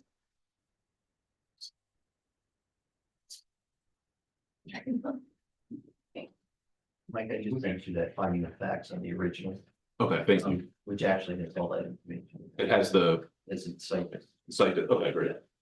Have the driveways moved at all for this or not? Yes, one of them, the service driveway moved up the road a little bit, so it actually increased the site distance. Okay. So it brought it up the hill from, it's almost opposite the ambulance entrance now. I'm happy to suggest that anything that is unchanged and whatever the original findings were. No, we did an updated site distance. Yeah. So that's like what's in that for- attached. Like the site distance for leaving Piper Mill onto School Street, that hasn't changed. I would imagine there's nothing there that's changed. But No, that's you- an existing, Yeah. that's an existing intersection, so So we like wouldn't. that, if, we don't need to rehash that, but if you moved to driveway, now I need to know, okay, well, what's the site distance for the new driveway? That's in and attachment 17. Provided, Yep. so. both entrances. So the main entrance, both directions, and the service entrance, both directions.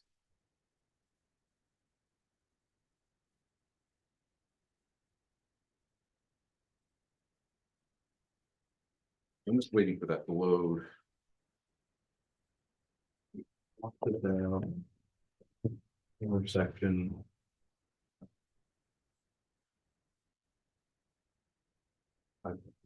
Wait.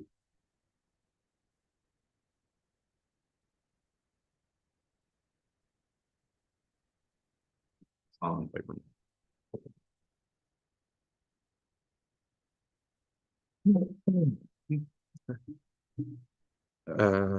Great.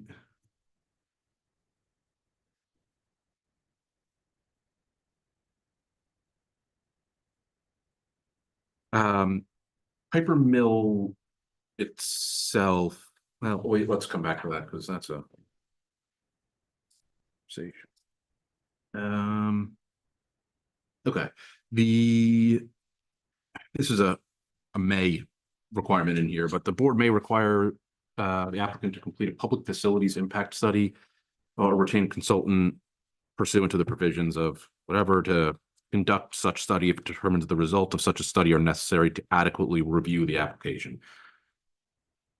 That's just something that if the planning board, all the results of the public facility impact study necessary to adequately review this application, I can't make that decision. You got to make that decision.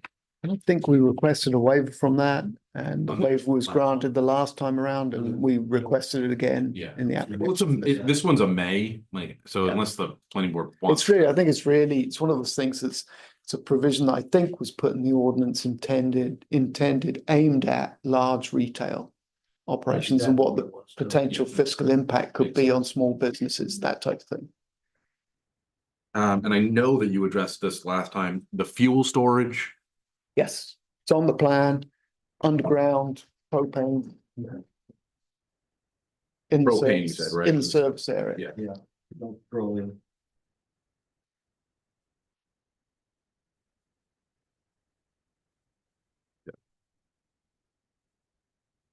So are you planning to access any grant money for like EV charging stations or solar? I'm not the money guy. I mean, I would think there'd be a lot of money out there for new projects, make them more energy efficient. It may end January. There were. No, I'm just wondering if they could have thought about it. Maybe we are considering solar, Yeah. you know, at this point. Just, you know, we're just trying to sort of figure our way through it, you know, Yeah. whether it's roof mounted or ground mounted.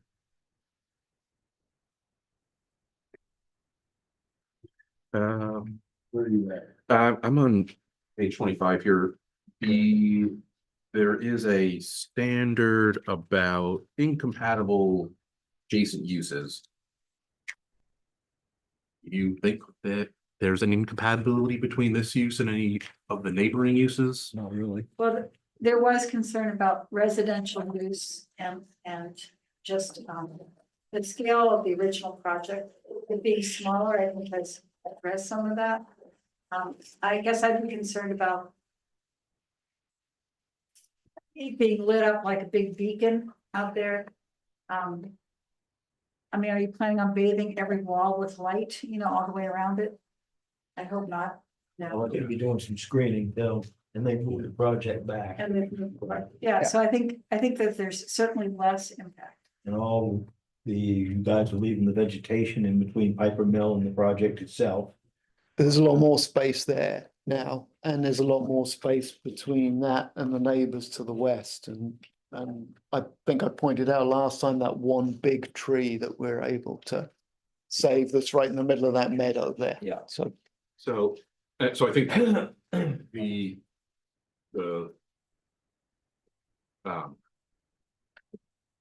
if the lighting is I think a separate issue. I think the use itself, though, it sounds like there's no feeling that it's incompatible with the uses there. Yeah, I just wanted to confirm that. The one of the standards is that the screening that's proposed within the required buffer strips is based on a 20-year plan and takes into account the impact of changing climate on planting choices. Yes. The plants shown are shown at the diameter of a 1-year-old tree. Okay. Yeah. And All new. the native, okay. There's some flowering trees that are not native, but not invasive, that are used in some of the planting areas in the courtyards and things like that, but everything else. It's- Perimeter and parking lot, all natives, hardy for salt, tolerant, things like that, where they Okay. need to be. Yeah. And a So- lot of evergreens, A lot of evergreen, which is really, yeah, nice. That's good. So you would say that they are predominantly native species? Yeah. Just okay, No arborvitae. then I think you address some of this. Does the planting, does it consider susceptibility to disease, hardiness for specific site location? Colors, season, texture, shape, sizes, blossoms, foliage, you mentioned that. I think the two that are main is susceptibility to disease and hardiness for the specific thing.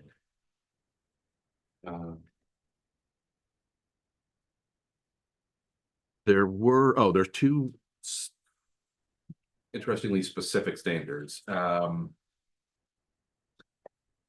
Is at least one tree proposed to be planted for each 300 square feet of the required landscaped area?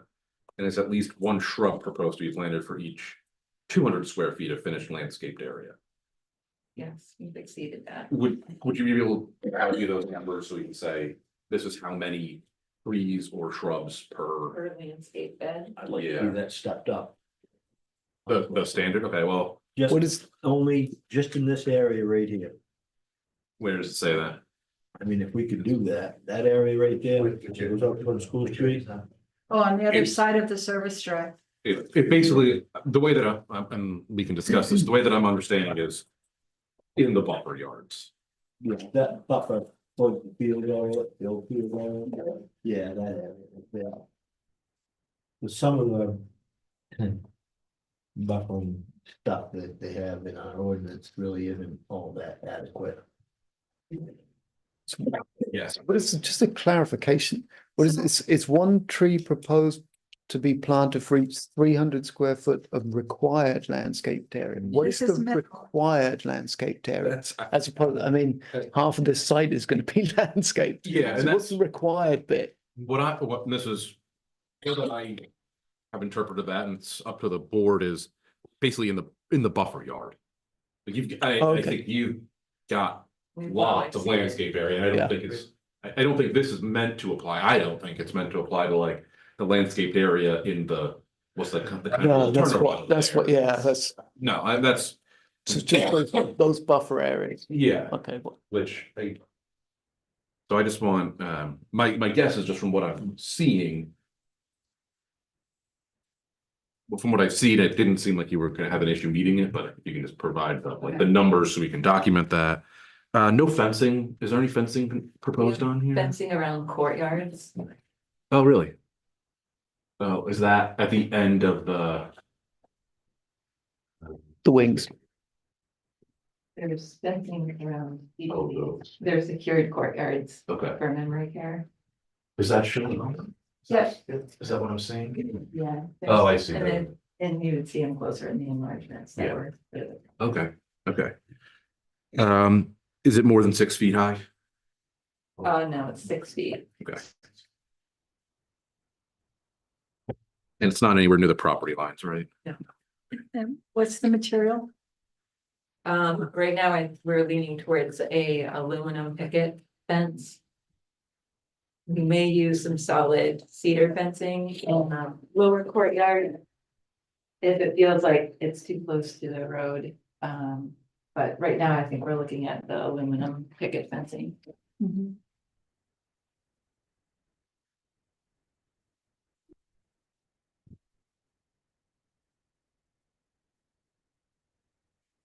Give you some feel here, we're putting about $1 million for the landscape.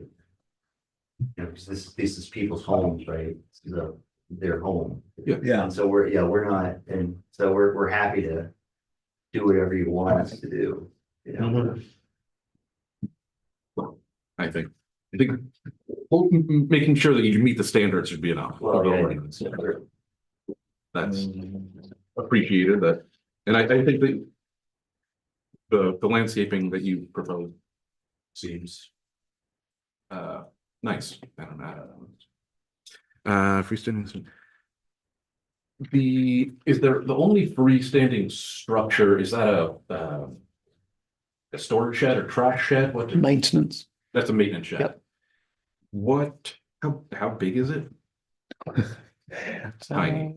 Well, 20, I think it's 24 by 30, but I'd have to get a full-size plan and measure it. I was asked that earlier today, so I should know, but 24 by 30. 24 by 30. 24 by 30. It won't look like a shed, you know, it looks very high end, compatible with the building.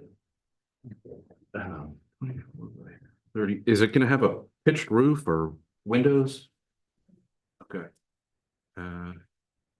And what's siding? It'll match the building. Yeah. Okay. And that's, I just wanted also to confirm that the building is some kind of clapboard type siding. The Is it, building is a mix of boards and shingles. okay, and is it gonna be wood? No, Side? vinyl. Okay, okay.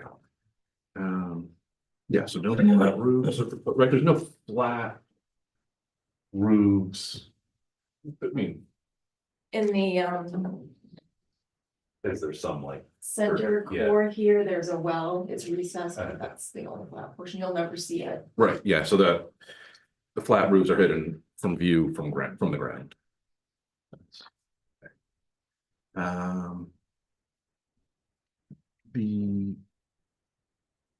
Are the pitched roofs a minimum of 5 over 12?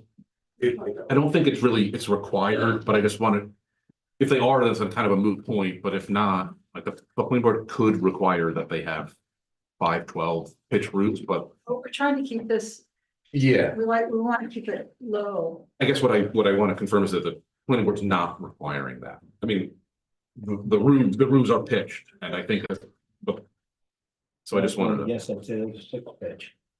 Yeah, I think they're They're six pitch. Okay. Overall, there's a couple of these smaller, big. Can you put that up on the easel?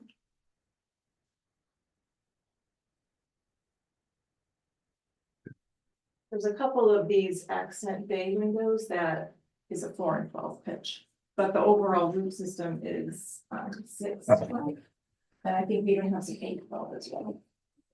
That's, you've got, you know, relatively complex roof system there, which is why this, like, to require that it all be 512 didn't seem like it made sense, but I wanted to check and not make that assumption. And are these the proposed colors? The standard is that they're not, they're non-reflective, subtle, and they're neutral or earth tones. Yeah, which I we think- kept them neutral and earthy. Yeah, that's, any concerns there? I think that's.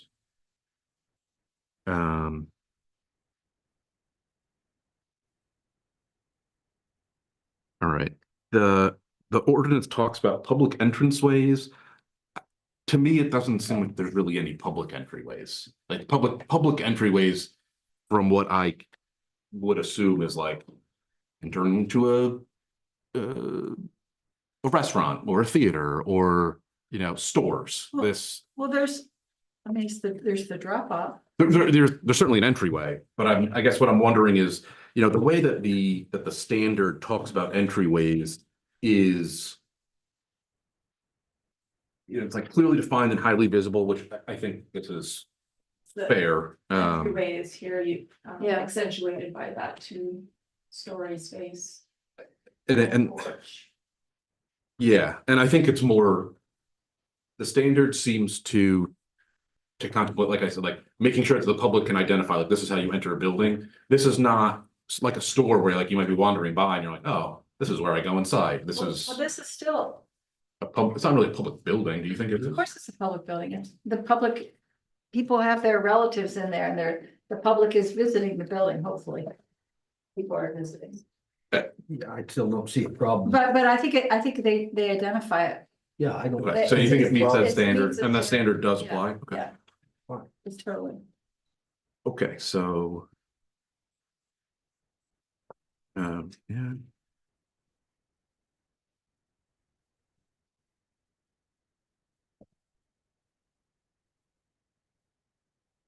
Okay.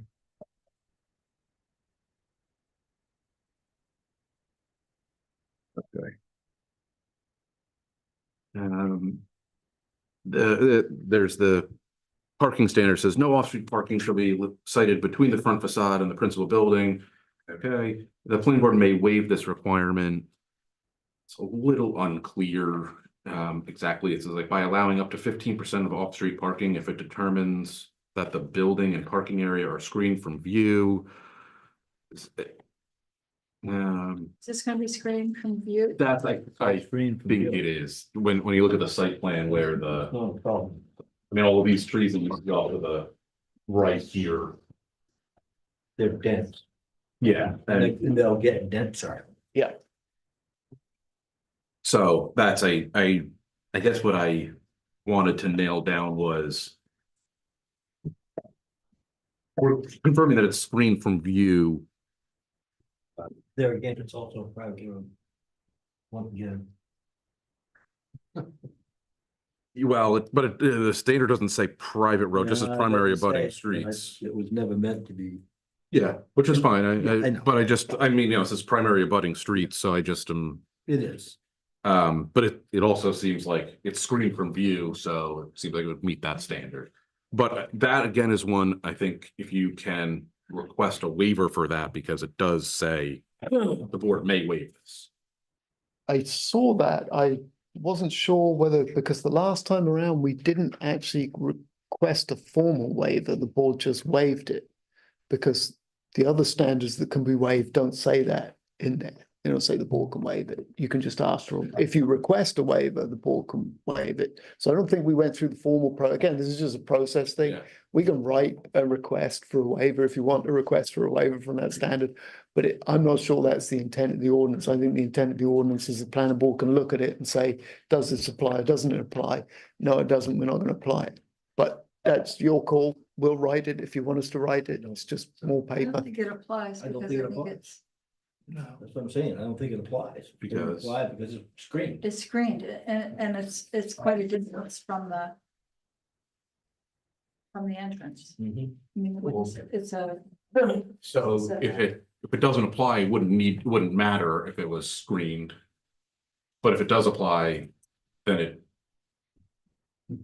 the fact that it's screened would be relevant. Mike, I can read you what the original amendment said. And it was additionally, no off-street parking has been cited between Piper Mill Road and the closest facade of the building. Therefore, the planning board has found the standards of this section have been met. So that's the document I sent you, the finding of facts from the original. This is. What it said that the no parking was cited between the front facade. Piper Mill Road. Yeah. And the closest facade of the building. But there's clearly. But it does now. I don't know if that changed.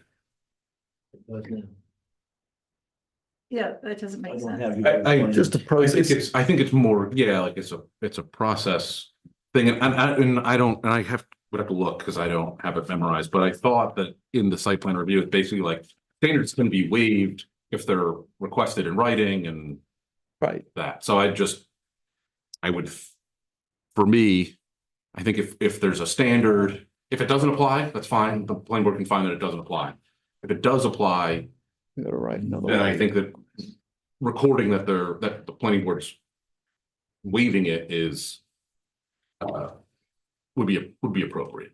I mean, the parking is like 200 feet from Piper Mill or something. I mean, it's Yeah. quite back quite, yeah. What do you? quite far, right? Is Yeah, I it mean, 200 it's feet? screened, so what do you want to waive? It's the Vote against no is off-street 150. parking shall be cited between the front facade and the principal building. And I think that's what you're waiving, is that there is parking that is between the building and the principal street, But no We can waive that. off-site, no off-site. off-street parking. It's all off-street.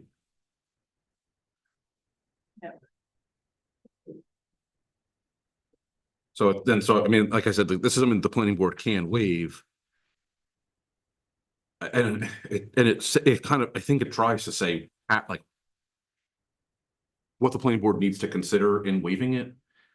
It's not very successful in defining that, but at least one of the things in there is that it's screened from view. Why So, don't you just submit a waiver and we'll Yeah. just waive it? Let's proceed. It's gonna be a lot easier for you to do that Yeah. than Take 5 minutes. beat this thing much harder. sidewalks that are proposed, not 8 feet, I don't believe. I think they're 6 feet. 6 feet, and we did request a waiver for that, same as we did last time. Did you get a waiver from that last time? Yep. Yeah. Okay. Did you submit a waiver for this one Yep. too? Oh, I It's don't. in the, it's in the cover letter, Yeah, I I see. believe. There should be 3, I think there's 3 waiver requests that were requested last time and approved last time. They're all in that same cover letter. I agree. I'm assuming there's no customer entrances, or I guess I should say, are there customer entrances? Well, they are. There's service entrances. There's a service entrance, But but it's no. deliveries. Yeah, but not a customer entrance, right? Well, the customer is the main entrance.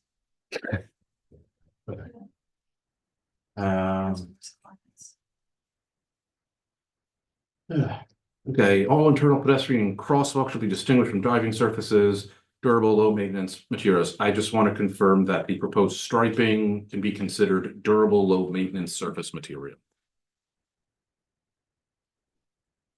It's durable enough for the town center. Well, that I'm not sure if everybody would agree with you on that, but I just want to make sure the planning board feels that the striping that the crosswalks that they're gonna propose meet that standard of durable, low maintenance surface materials.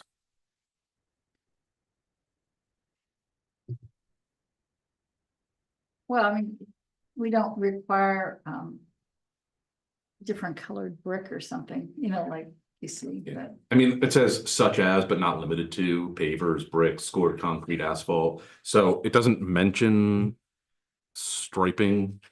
What does the town paint their this crosswalks with? I don't know, but that's, it doesn't, that's what I mean. That looks like a durable, long lasting. yeah, it lasts like That's 3 months. That's, okay, and if that's what you think it is considered durable, low maintenance surface material, Fine. I'm cool with that. Okay. That's up to you. You guys got any problems with that? No. We usually do it once a year anyway. Yeah, that's. So the town. No. And as far as outdoor seating and bike racks, there's a requirement for a certain number of outdoor seating and a certain number of bike racks. I guess my first question is, I know there's outdoor seating because you've got what you're calling courtyards. Oh, yeah. Do those count towards outdoor seating? I don't see why Yes. not. A bunch of. Okay, I'm assuming you have more than 10 seats included in there. Okay. And they said they had, we're gonna put some bike racks, right? Yes. Did you include, is that on the plan? You know, I can't remember if we've got it on the plan right now, but we can certainly put one on. Okay. Well, I know I think we talked about it. we did talk about it. Yeah. I just don't know if we made any updates to the plans. Okay. Flagpole. You need at least 4.2 secure bike racks. And is a secure bike rack basically gonna be what everybody knows as a bike rack, something that you can bolt your bike to, or does this need to be? Are we imagining something different? We're thinking it could be one of those Honestly, I think- metal. honestly, things, yeah. I think it should be metal. I think it should be movable. Like snow removal and stuff like that in the winter, if you wanna put this someplace, let's say it doesn't work out well over here, well, move it over here or whatever. But you know, sometimes in the winter, you know, things like that. Yeah. I'm gonna ride up We've there. come across exactly that thing. It says 4.2 secure bike racks. Yeah. Well, it says secure bike racks, and there's a standard, so. You can confirm there's at least 4.2 bike racks.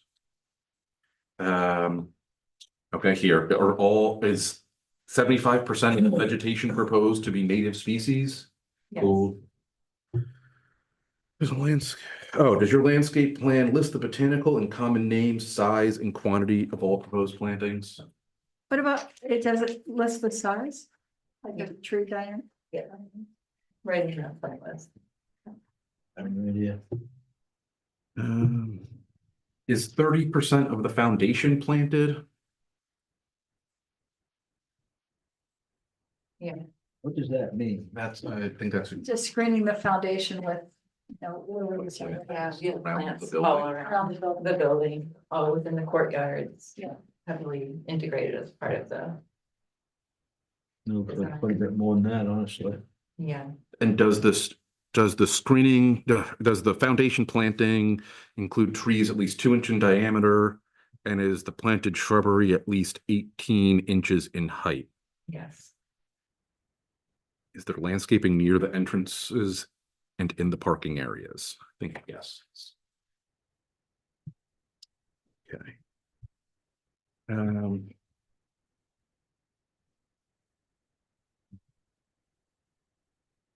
All right. So I'm not really sure how to handle it. The planning board shall require an economic and fiscal impact analysis for proposed large-scale development. This meets the large-scale development threshold. It's 7,500 square feet. No, So, we discussed not going through that. Not doing that. okay. Several times, first of all, they're not retail. And that's what that was what that was actually developed for. Is large retail, and they're not retail. We gotta clarify some of this stuff then. In the ordinance, because Yeah, I mean, that's what it was designed to do. Like if somebody came in here, well, I think, you know, back in the Walmart. Yeah. that day, It was exactly else that. in here It was the came from. Walmart. Yeah. And, you know, impact studies for that. That's what it was yeah. built for. Yeah, I think that seems reasonable. If this is under additional standards for large scale development with buildings, 20,000 square feet or greater in floor area. But in most of these do reference retail. This last community impacts doesn't reference retail. So a project of this size requires a lot of oversight by the town code enforcement officer, doesn't it? More than, Should, like, it yes, should. it should. Do we have any provision to provide, you know, for the developer to provide funds to help pay for that? I don't think Because it's so. certainly not paid for by the application. Probably in your building permit fee, Yeah. there's a per square Yeah. foot cost. There is. So What the are big, you- yeah, they usually are. I don't know if it is in this town, but they usually is per square foot building permit fee cost. And that's where you get all the money to do the inspection. Yeah. Is that what you're adds up. talking about, is like the review process and? Well, the review and as it's being built, making sure that, you know, the trees are put in or the landscaping plan, that the building's in the right location. You know, I mean, they're just, I mean, I'm sure they're gonna do it right. But Yeah, I understand what you're saying. the stormwater basins, you know, collection basins or whatever are Built to this, Are you know, built. as specified. There's nothing specific, but yeah, I mean, basically that's what the building permit fees are, not the planning, not the application fees, but the building permit. I Should think be you'll covered. find most towns it's a per square foot thing. So the bigger the building is, the bigger fee you get, and it's to cover the okay. fact that it takes longer to do the plan review Yeah. and to check and all that stuff. And you do have the reassurance on the stormwater front. That is all regulated under DEP. So we're required to come look at it all afterwards and certify that it's all in accordance with the design. So, I'm going to the community impact, the fiscal impact analysis. Am I understanding that is not relevant? Is the board saying that's not applicable? Because it's all for everything else. It's in line with all the. No, I mean, I'm happy to put it in the findings of fact, and then we can. You guys have any issues with that? I think we agreed that it was not applicable, Okay. yeah, at this point. I mean,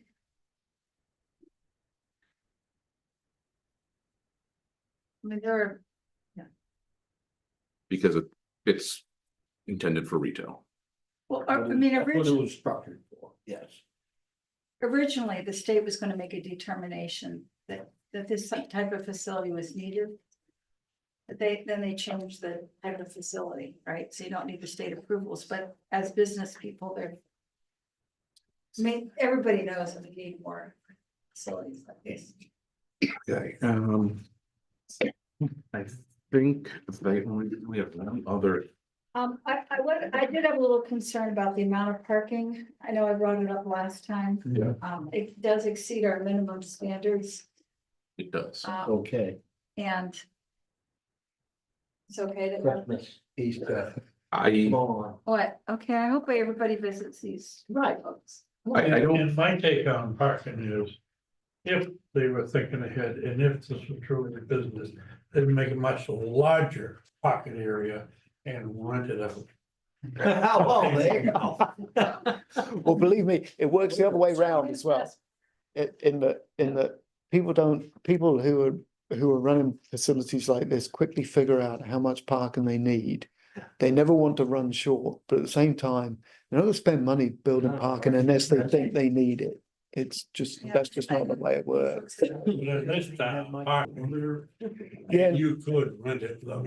I bet you You could. see, one of the Put a local little churches, van down there. one of the local churches, which is 7 miles Yes. away, hires a bus. They park there and take the people to. But that's a work. smart thing, because they're already using that parking 1 day a week, right? See? Yeah, tell you. Can we make it bigger? Yeah, We should so not be concerned that it's too big. It's not big enough. Parking is never big enough in the town. Never will be. Well, soon everyone's gonna be walking and riding their bicycles. Pretty soon we'll be all in wheelchairs. That's what we'll be. And somebody- yeah, we don't have any standard, I don't think, we don't have any parking maximums. So. So the last thing that I had was the actual Piper Mills Road itself. I think, did you say that the paved width of the road was 24 feet? Yeah, I'm pretty sure I actually measured it. It was a while ago because it was the last time around, and I think it's 24 feet. And I think I could double check it because when I did that, the sidewalk and the curbing plan, it was pretty tight. And you'll see on the sidewalk, it's pretty tight on the right of way on the one side. But I'll double check that Okay. and make sure, confirm with you. But I'm pretty sure it's 24. It actually surprised me because I think it's the geometry of the road makes it feel narrower than it is. Well, and There's there's this no tight curves, little and there's no turn there. side- Yeah. Yeah. There's not really shoulders or anything else. Yeah. So, that was my one concern that I wanted to,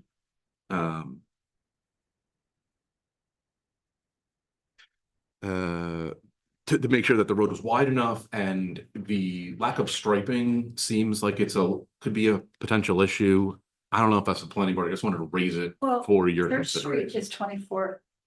Yeah. feet. High Street would be less than that, that's my guess. And this is, Not striped. We don't stripe. Okay. Roads like that. so no, you're not, so I just wanted to make sure that there was no concern about that road serving this facility. It would be nice if the sidewalk could be moved away from the curb. It's tough, and I looked at it when you mentioned that, but if you look at the design, you look how tight it is on the right of way, particularly where just after it comes across the culvert. Yeah. The grading to get it back Yeah. on the property is really tight, and you'll notice the bit between the two entrances, I did pull it away from there. Yeah. So I put an esplanade in there, but we just can't fit it in down that other bit, because the bank goes off so steep off that Right. side. It's just tough to fit it in. I mean, I think that sidewalk would be really used, actually. I hope so. And I like everyone to see. keeps saying it's the sidewalk to nowhere, but Well, you gotta start somewhere. there's a lot of kids up in that. Yep. Up in that area, and we're building a big apartment building up there too, so it's gonna be. Oh, the only thing I have then is the board may require the application to include in the landscape plan the preservation of any existing large trees. There was just the one that I know that came up. Yeah, I mean, Yeah. they're gonna save it anyway, so. Yeah, and so I just wanted to, Yeah, Make that sure. land is really cut over. so that if that's the only tree, I just want to make sure that gets in the landscaping plan somehow. That tree Yeah, is I think it's actually in the land, it's marked, isn't it? It's off in the distance somewhere. It's beyond the landscape. Yeah, it's out in the, It's like that. Yeah. On the- on the- Oh, which is just on the other side of the line here. It's right here. This is the old one. It's Yeah. it's outside the road wheel. Is that? It's right in the middle of the meadow. So you're not gonna have lighting on the service road around the back of the building, are you?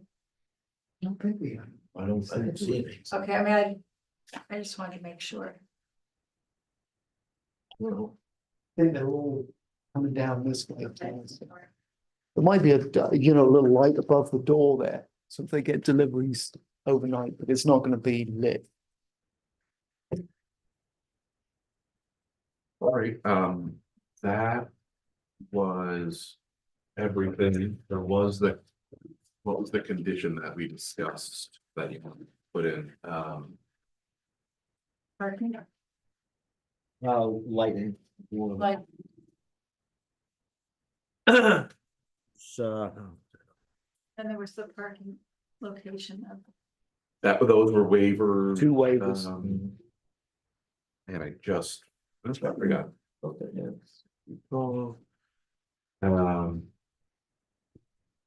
Edible. Oh, about the stop signs. That's what it was. I'm saying. We're gonna have to bring them in. Okay. Some kind of call and So- because I don't know if it's a state issue or town issue. I don't know. Because it's state aid, I don't know if I can do anything without the state. If it's stated, I don't know that. Yeah, I think, but I think It's it's, a state issue, not a town. It connects, major. yeah, but well, we can check with Andy. So I guess the question is, there's some questions that we've answered, and there's some there's some information to come back in. How do you want to move forward? Can we table this? You wanna, Tonight, yeah, or, we can have to submit waivers and stuff, and we need to talk to the road commissioner and all that stuff. that's We're what gonna I, table it tonight. and I guess, so then the question is, what can we? Is there anything else that is outstanding? So if they do come back in December and submit everything we discussed, is there anything else that needs to be addressed that we can identify now to lay up for a vote for approval or anything? Well, depending on what Andy has to say. I mean, what do we got, this next meeting we got coming up in a week? What do we got? What do we got going on then?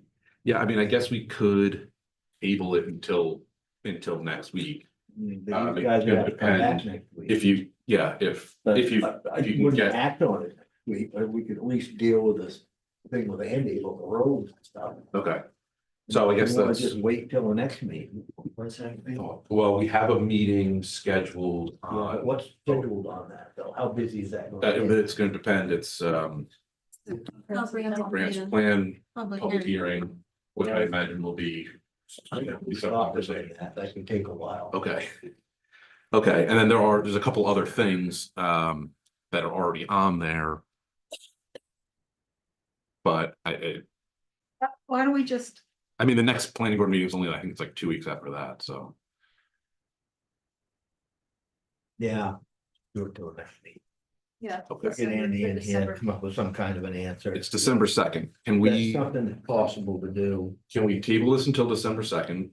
And the waivers, and I think there's a couple pieces of information that that we need. I've got the lighting waiver, parking waiver, the buffer landscape numbers on trees per square foot and shrubs per square foot, adding a bike rack and double checking the width of Piper Mills Road. That's what I have on my list. Yeah. Okay. Say, measure. Yeah, you gave me the site distances. This is not an issue. Okay. Let's go through these 35 pages again. I think you were pretty thorough. Yeah, I just want to make sure, because anything that I identified that we address it now. 20-year plan, yes, we already discussed all of that. The fencing, we talked about the building, we talked to the 24 by 30. Yes, okay, yes, it applies, yes, it's met. You mentioned the off-street parking buffer. The sidewalks, you mentioned you already submitted the Yeah, there waiver should for be 6 feet 3 waiver requests already submitted. for, One Oh. for there was one for the buffer yard setback, you remember the shared driveway that's gonna run down. There was one for the sidewalk widths and one for the community impact study. I think.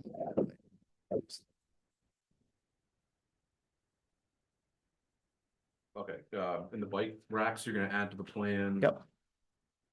And the community impact we just talked about, okay, I think that is everything. And we're gonna talk to Indy about traffic, and I gotta put stuff online, okay. Yep, I think that's the only other issue is what to do with that intersection, and that's. If you can figure out what you folks want to do, That's, I will talk that'd be great. to Andy. And then the only other thing was traffic during construction. You wanna keep dump trucks off High Street? I'm agreeable to that. I'm asking. I don't think they asking have you any all. business driving down. Yeah, out of the major residential area. I mean, there's nothing down High Street that's gonna be of any advantage to them at all. Yeah, I don't Except want to a bunch drive of a residential dump truck housing. down I there. can't imagine them going down there now.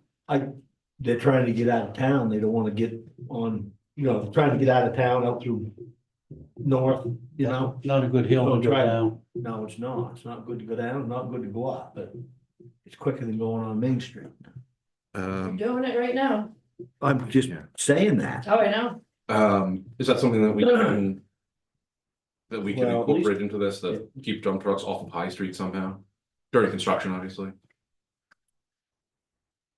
Well, there's an interesting question. I don't want to beat a dead horse for this, but you can put it in, but it's a public road and you're gonna have an Yeah. awful time trying to enforce traffic restrictions on They a can public always road. post it.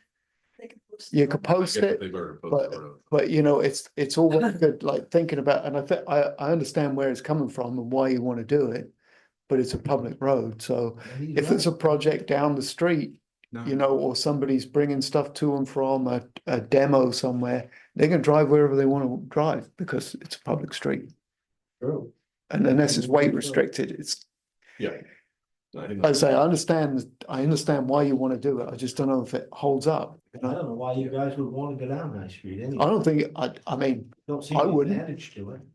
That's I our wouldn't. steepest hill in town by far. yeah, I mean, you've got a horrible intersection on both ends. I mean, Yeah. why you go down there, I have no idea. They ain't great on Bristol Road, sorry, that's for sure. it's that. All right. The planning board pretty satisfied, like, not much we can do with this public road. That's, yeah, I want to ask him about that. Yeah, I can talk to Mike. It sounds, I think you're right, though, probably posting is the only thing, and that, it wouldn't just be specific to this project. Right, it's hard to pick one and the other.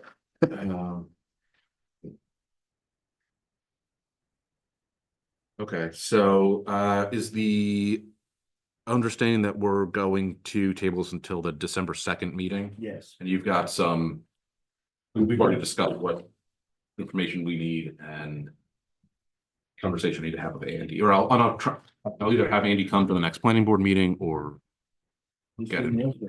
Yeah. Okay. Need a motion to table, or can the chairman just do that with his Do what? What do you want? table? Can you just table it with your executive power? Hey, you want us to vote on that? Make it official? I don't think we need to. I don't think so. I don't know. I'm not. I would say You can do it. Cover our ass, yeah, make motion. Oh. Make a motion. I move we table this till the next meeting. Do I have a second? till December 2nd. till December 2nd. Do I have a second? Okay, all those in favor? All those opposed? There you go. Okay. Big, bad, or indifferent? No. Well, the public hearing's been closed, but I mean, you can always, Circle back to had access to some things. I think, I mean, you can always. The public accept can public speak comment. at any meeting. Has to have his approval. Yeah. Did No, you it's not have? officially going to have a public hearing after. I'll check if we need to, we might. But if you've got more comments. Well, We'll see what goes on. We won't get. I mean, there was those information answers presented first. tonight. I don't know where anyone in the public would have known that this no longer is going under the state review that the previous project would have gone under because of a change in the type of building, which does bring up some different questions, so to not have another public hearing, I don't think is. It's under the same environmental Yeah. review. You know what I mean? The Department of Environmental The Protection. question about, previously it said they didn't need to do a fiscal economic impact study because that's something that would all be covered by the state review, so the board waived that. And now you're saying that it's a different type of application, so the state's not going to do that, and the town isn't going to do that. The information that was just presented tonight, I don't know where any of that information would have been available to the public. Yeah. So I think They we have changed a it. responsibility to address more questions from the public at the next meeting. Well, I think just to address that, if I could, Pardon me? we did submit the application in September and it was noticed that we submitted the application and it was you're advertised talking about to the DEP for. to the town. Oh, you're talking about to the town. There's a copy in town hall for anyone. to Well, come so see. I think some of this is the kind of the specifics around the public hearing and what's required and notice and that, and then the other thing, which I think you're getting at, is like you would like to have more comments, and I think that not to put you in the limelight, but like, you know, you can always accept comments from the I public. can. And then you mentioned the I think fiscal impact study, and I think what the board determined essentially is that that standard isn't applicable because that was for retail Which it is. uses. So I think that if you're talking about, and I don't know, I was not part of the original review for this, if you're talking about us, what I'm guessing is a review by the state for a nursing home facility. And I didn't want to muddy the water, but we do have to go through a certificate of need application process for this facility. Oh, you do? Yeah, so there is a state review associated with. this Okay. project. Okay, so then, I guess that review is, or either, it's not maybe, I'm not, is it the same review they had to go through for the original, or is it a different type of review because it's a different use? Yeah, we don't have to wait for the state to close and build the building. Okay, but you do have to do the, Yes, it's a certificate of need okay, process, so they so deem there is that. some other, but these are all kind of separate issues, but I just want to make sure that that's all. Just also to remind, we're amending an existing approval that's been in place and still is in place, so it's not a new application. Right, but there are things that have been amended, there's information that hasn't necessarily been easily accessible, and I was just making a request for another public opportunity. To speak, I think that's a fair request, and Okay. you guys Come on can in next consider meeting. it, and yeah. I mean, the public, these meetings are always open to the public, it's Yeah. not. And I don't think the planning board has told anybody, at least not while I've been here, that they're not allowed to speak, so, Oh, no, I never had. so, Come from town Damariscotta, I've had people tell me that other people couldn't speak, but I've always let them. right, not so. I think fair is fair. I mean, look at Right, yeah. Okay, Jonathan, a motion to adjourn. it. Wait, we have more stuff on the agenda. Oh, yes, we do. Get Okay. rid All of right, it. one more thing, All right. one more thing. It's here in a Um, year. I think I shared a, Sin Carpa? yeah, with Sincarpa. This is, and we mentioned this before, this is, they already requested it once. This would be the second extension, which the ordinance is gray. It's a gray area of the ordinance for sure. But I'm not sure if you have any issue granting it or. I'm gonna ask a couple questions Sure. and get the board's opinion. So as far as our solar ordinance, nothing has changed in that, Right. to the best of my knowledge. No, I don't think, Correct. not while I've been here. Nothing's so- been altered. And as far as I'm concerned, this project, they have not altered their plans. Right. And what it was a holdup for their connection to central power. I think that's And that's what held them back. And that's the reason they didn't start. right. I don't see any reason why we don't just extend the permit. You know? And we might just ask them to at least go up there and cut some trees down to make this a little easier in case something else happens. So, no, Right? so they're asking Noblesboro too, right? Half of it's I assume, I mean- It's in Damariscotta. Yeah, so Noblesboro's doing Gonna something. have They're to gonna do consider the same this. thing. That was interesting is that the Noblesboro, the setback in Noblesboro is greater than the setback in Damariscotta. Well, I wasn't aware of that, but Yeah, I mean, It's much bigger than ours. I Much built bigger. up there and it's 25 feet in Noblesboro. yeah. what'd you say? It's 25 feet the setback. On building construction. Oh, for Noblesboro? What's the setback in Damariscotta? 10 feet, I think. Yeah. I But we thought also 50. require screening around solar farms, What's which that? haven't traveled up through central and northern Maine lately. Are popping up everywhere with no screening. Well, when I drove into, when I could see Mount Katahdin in the background 2 weeks ago. And I see this, I'll have to say, ungodly solar field. In Right. Patton, right in front of me that stretched out, which used to be woods, Yeah, right. now it's flat. Yeah. And now it's all solar Been through panels. Brooks, do you ever go up through Brooks? Yeah, Did you see it? They didn't have a solar ordinance. So they took a huge field right on the side, right out in the open, right up against the road and just blasted that thing. So Brooks has put a moratorium out and they may actually stop any more solar fields in Brooks because of this. So at least we've got screening in Damariscotta. And I got no intention to stop these people.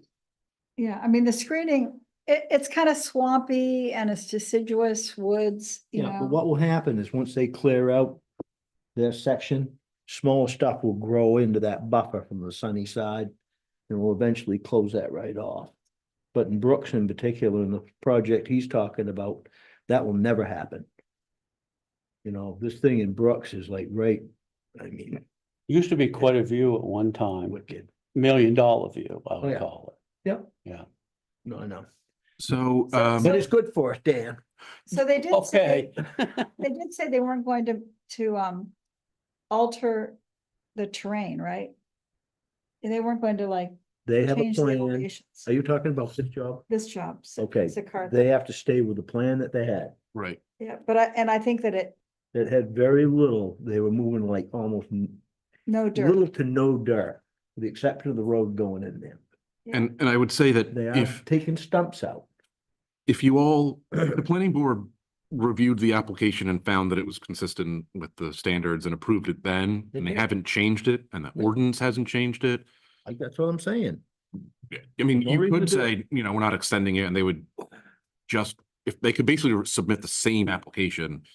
And I think it would be very hard to find that it doesn't still meet the standards of the ordinance. So, and not to say like just approve it, but I think like understanding like basically re-reviewing the same project, it probably isn't gonna It isn't gonna do yield anybody any different good, result. them or us. And I do know in Newcastle, there have been a few solar projects that were approved. I think they were all approved originally before I got there. And then since then, two, I think, have come back and basically said, we need to revise these down because if you're over a megawatt, it's taking a long time with CMP. And I'm imagining that with this, they are over a megawatt. Right, that's That's exactly the what it was, issue that they're CMP. running into. So I mean, you can determine whether that's a hardship, that meets the hardship, but it's not like they're just like dragging their feet because. No, it's a hardship. Yeah. That was not their fault. I'd So- like to make a I think motion you ought to vote. that we extend the permit for another year. So 1 year from Let's get the, on. Carpha, Damariscotta Solar um, one. for an additional year from Yep. the current expiration date. Yep. So just adding a Yeah, year, yeah. not from today. Okay. Extend. Second. All those in favor? Yay. All those opposed? Okay. Do you have any housekeeping I planners report? the comprehensive plan, public hearing is on Monday. And we do have a couple applications. I'm gonna try and get you that packet tomorrow. Yeah, we've got another application. It's a small thing, on Main Street, what used to be, I think, Head Tide Bakery. Yeah, Someone wants to, I think, put like basically an office in there, like a contractor or something, so. like build a new building. No, they want to connect the two buildings. Put like a kind of it's not really a breezeway, but that in there. Yeah. And we'll use it. Did Derek Chapman buy that building or is that? That's who it is. Yeah. I don't know if he's closed, but that's the applicant. I think he does own it though. Okay, But I'll check. I just, none of my business, It'll- but I just. I no, I thought- mean, I know, I know. we'll be able to answer those questions next week. I just don't remember off the top of my head. I noticed they took the shingles off and made it watertight. So, Yeah.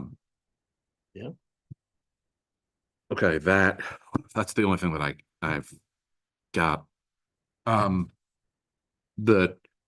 We finally did get everything sorted out with the TIF for the expansion. So that's, as far as I know, settled now. We've given them all the information that they want. So that's officially expanded and in place.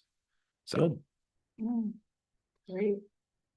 that's it. That's all I got. And the selectmen are, I think, have they decided on a deployable? I think they Well- did. I think I saw that in Andy's commentary yesterday that they I guess identified the product they would like to Yeah. purchase. So that's where that is. Deplorable wall, I don't like deployable. I don't like anything to do with any of that project. Nothing. Not one thing. So on that note, let's have a Maybe vote to something. close. Okay, I guess we should close the meeting. Somebody want to make a motion? You want to spend the night? I make a motion. Let's get out of here. Good. Okay. Do I have a second? Go home for Hey. a cold supper. There you go. Okay, thank you. Very well.